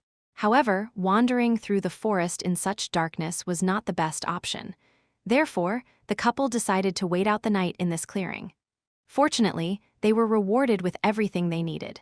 After briefly discussing the situation, they took out a tent from the adventurer's kit issued by the system and set it up with great difficulty. Idan and Arabel were city dwellers who grew up in large metropolitan areas. They didn't leave the house very often, and spending the night in an unknown world where danger could lurk around every corner was a real challenge for them. That's not to say they weren't scared. The first thing they decided to do was change their clothes. Arabel went into the tent to change her clothes, and Idan stayed outside. He didn't wait for her to finish changing and come out, and started undressing right there. He pulled out the set of adventurer's clothes that was meant for him and happily donned it. The size turned out to fit. The set consisted of leather trousers, belts with multiple fasteners for small items, a dark shirt, a leather vest with pockets, a dark raincoat, and comfortable boots. On top of these clothes, he put on small bracers made of an unknown metal. Idan chose a sword as his weapon. In his entire short life, apart from a knife, he had never held anything more dangerous in his hands. Shortly after he finished changing clothes, Arabel came out of the tent. She was wearing adventurer's clothes, which were similar in style to his own. She was wearing boots almost to her knees, tight trousers, belts, a black shirt with a vest, and a raincoat in dark colors, the same as Idan's. She had a sword on her belt. Now that they had changed their clothes, they really looked like a real couple. Chapter 22. The first night and the first steps. The first night in the woods for a couple who grew up in the city passed very slowly. They spent the whole night without closing their eyes. In their memory, this night remained as the longest in their lives. Fear did not allow them to take turns keeping watch, and even if they could, they would not be able to rest or sleep properly. The silence of the night, which came with the setting of the sun, made them very nervous and scared. They didn't dare build a fire. In this world, they couldn't follow the established rules of their world. It was unknown whether their campfire would attract uninvited guests or not. The deeper the night fell, the colder it became, and the couple began to freeze. There was a winter set of clothes in the beginner adventurer's kit, and thanks to that, they were able to find something to cover themselves with. Time passed very slowly, and when they noticed the first rays of the rising sun in this world, they were already sitting back to back, huddled together. Neither of them noticed how close they had become during that first and long night in another world. Only then could they breathe out a sigh of relief, and their tension eased a little. While they were waiting for morning, they didn't just sit there. They communicated through a mental link with each other, retelling about themselves, but in more detail. From time to time, they asked questions to the system, which answered them, and some questions were not answered. Idan and Arabel still didn't fully understand how the system worked. Sometimes she was generous with answers, and sometimes she was silent, unable to help even the simplest questions.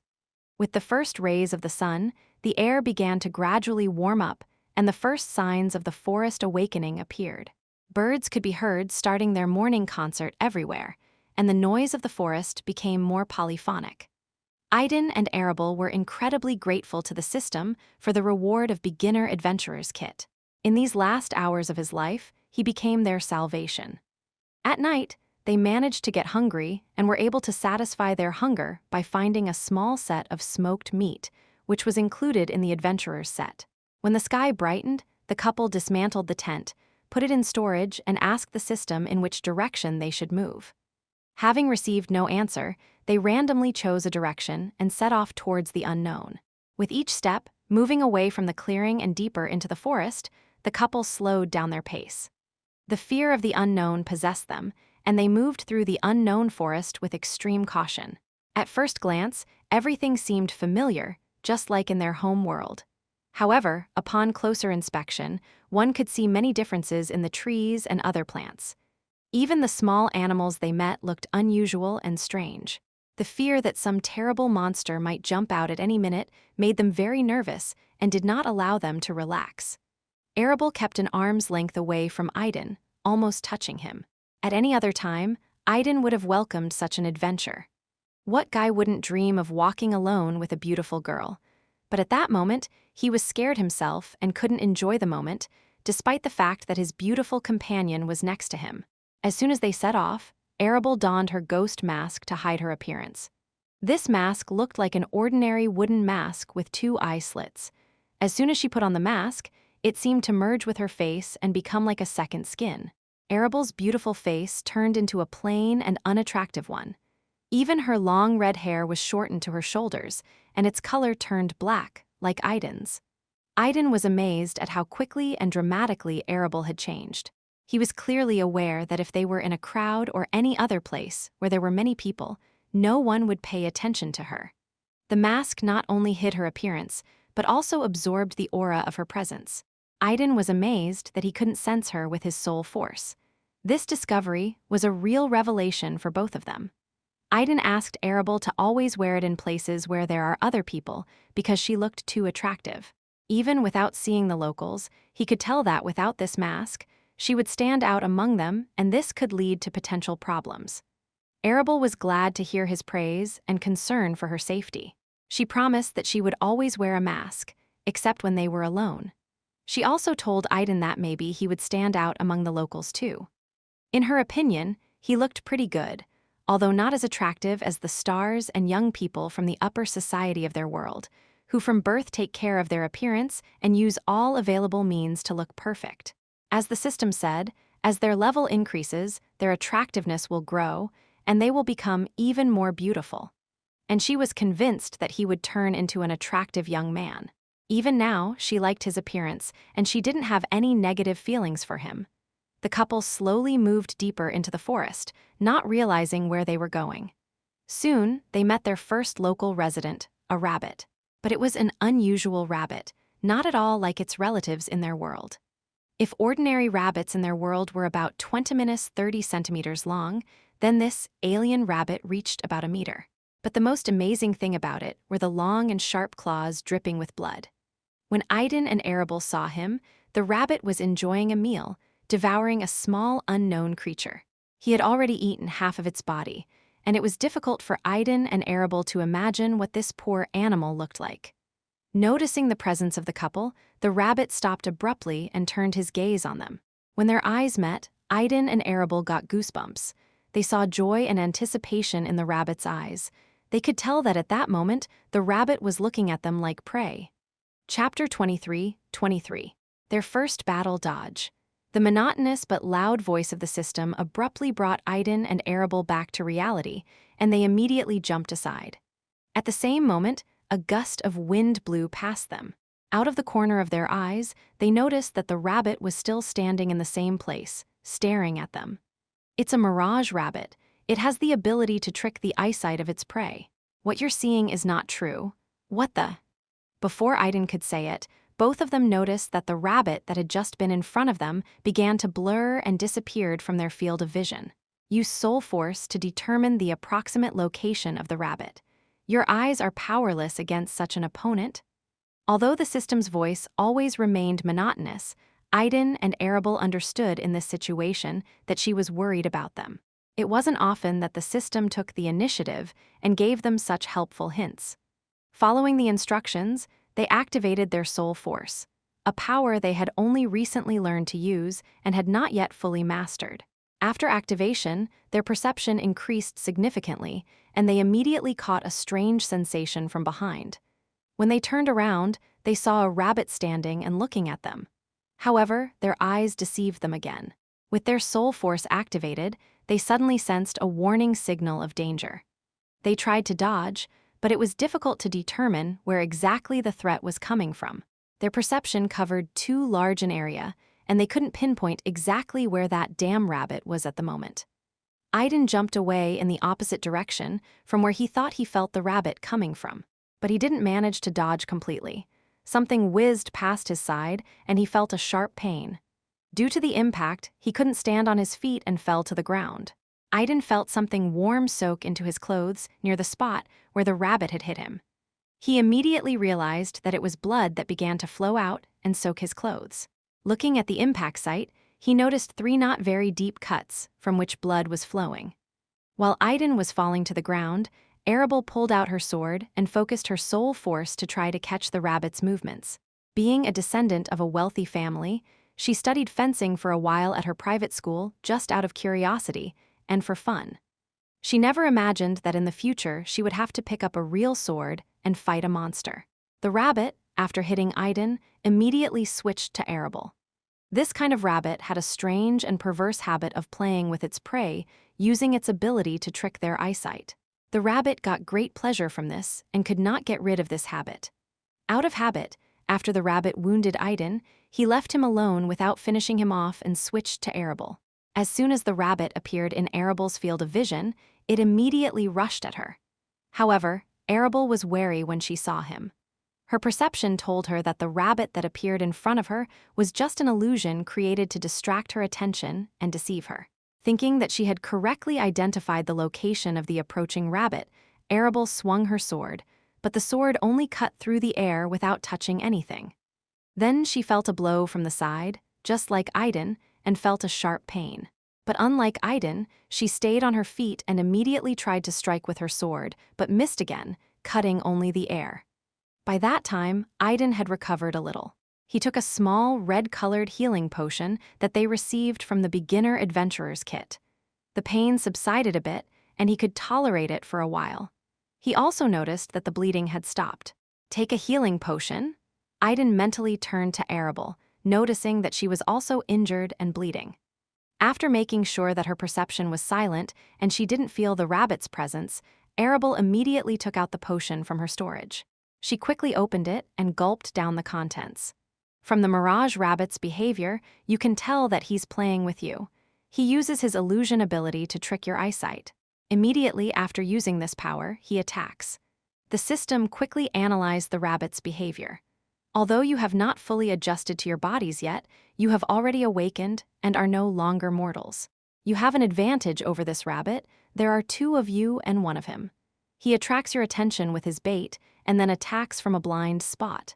Cover each other's backs without giving the rabbit any space to attack. Make him attack directly, and then you'll have a chance to win. It was their second day in another world, and they were facing their first opponent. Everything was new to them, and they quickly became confused, their thoughts in chaos. After receiving the blow, they began to panic and were afraid of this rabbit. It was only after hearing the system's words that they came to their senses a bit and realized how stupid they had been. They immediately joined forces and stood back to back.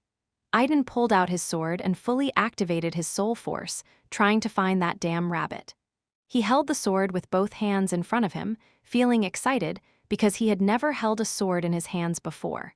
After Arabel drank the healing potion, the bleeding from her wounds stopped and the pain eased a little.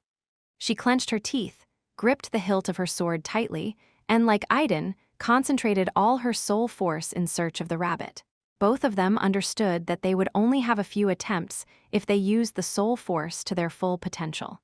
If they fail to defeat the rabbit during these attempts, they will quickly find themselves in a desperate situation.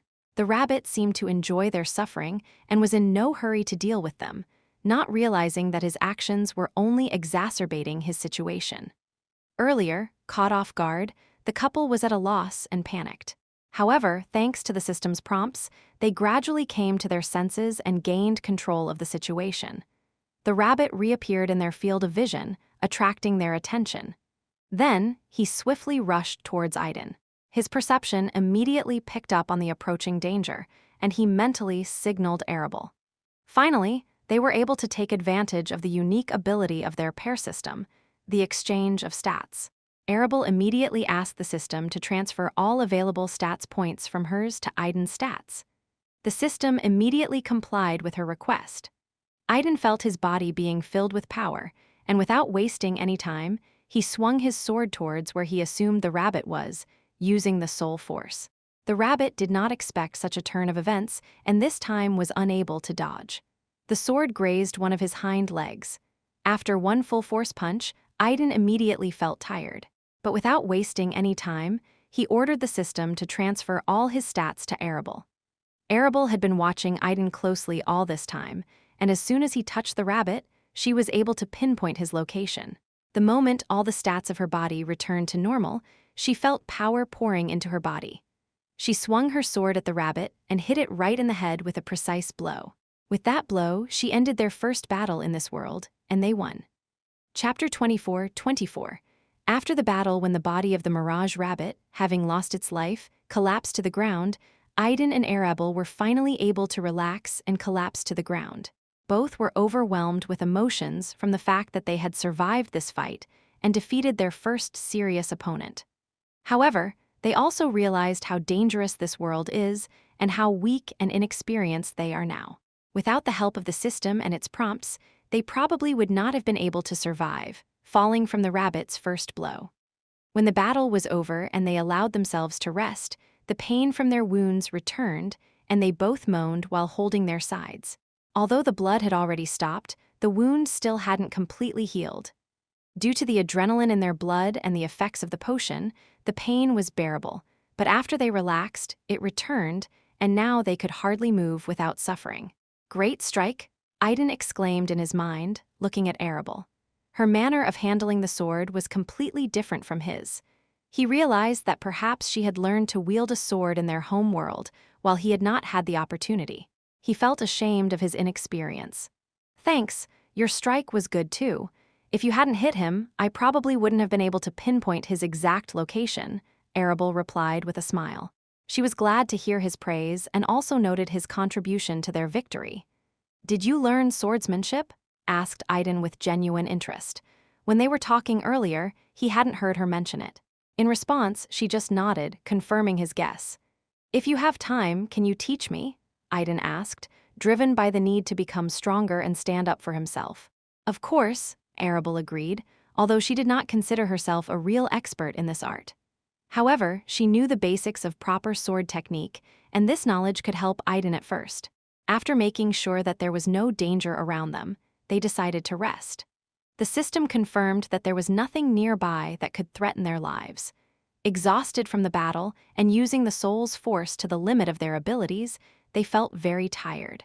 Besides, the lack of proper sleep last night had made itself felt, and fatigue was creeping over them. They wanted to fall asleep, but they knew they couldn't do it at the same time. After a short rest, Idan got up and, going to the rabbit carcass, asked the system one of the most important questions. "Is it edible?" The system's answer was simple. "Yes. Do you know how to carve it?" Idan asked Arabel. She shook her head. How would she know how to butcher a carcass? Sighing, Idan pulled out a small knife designed for butchering corpses. He had never done this before either, but for the sake of food and meat, he had to take on this task himself.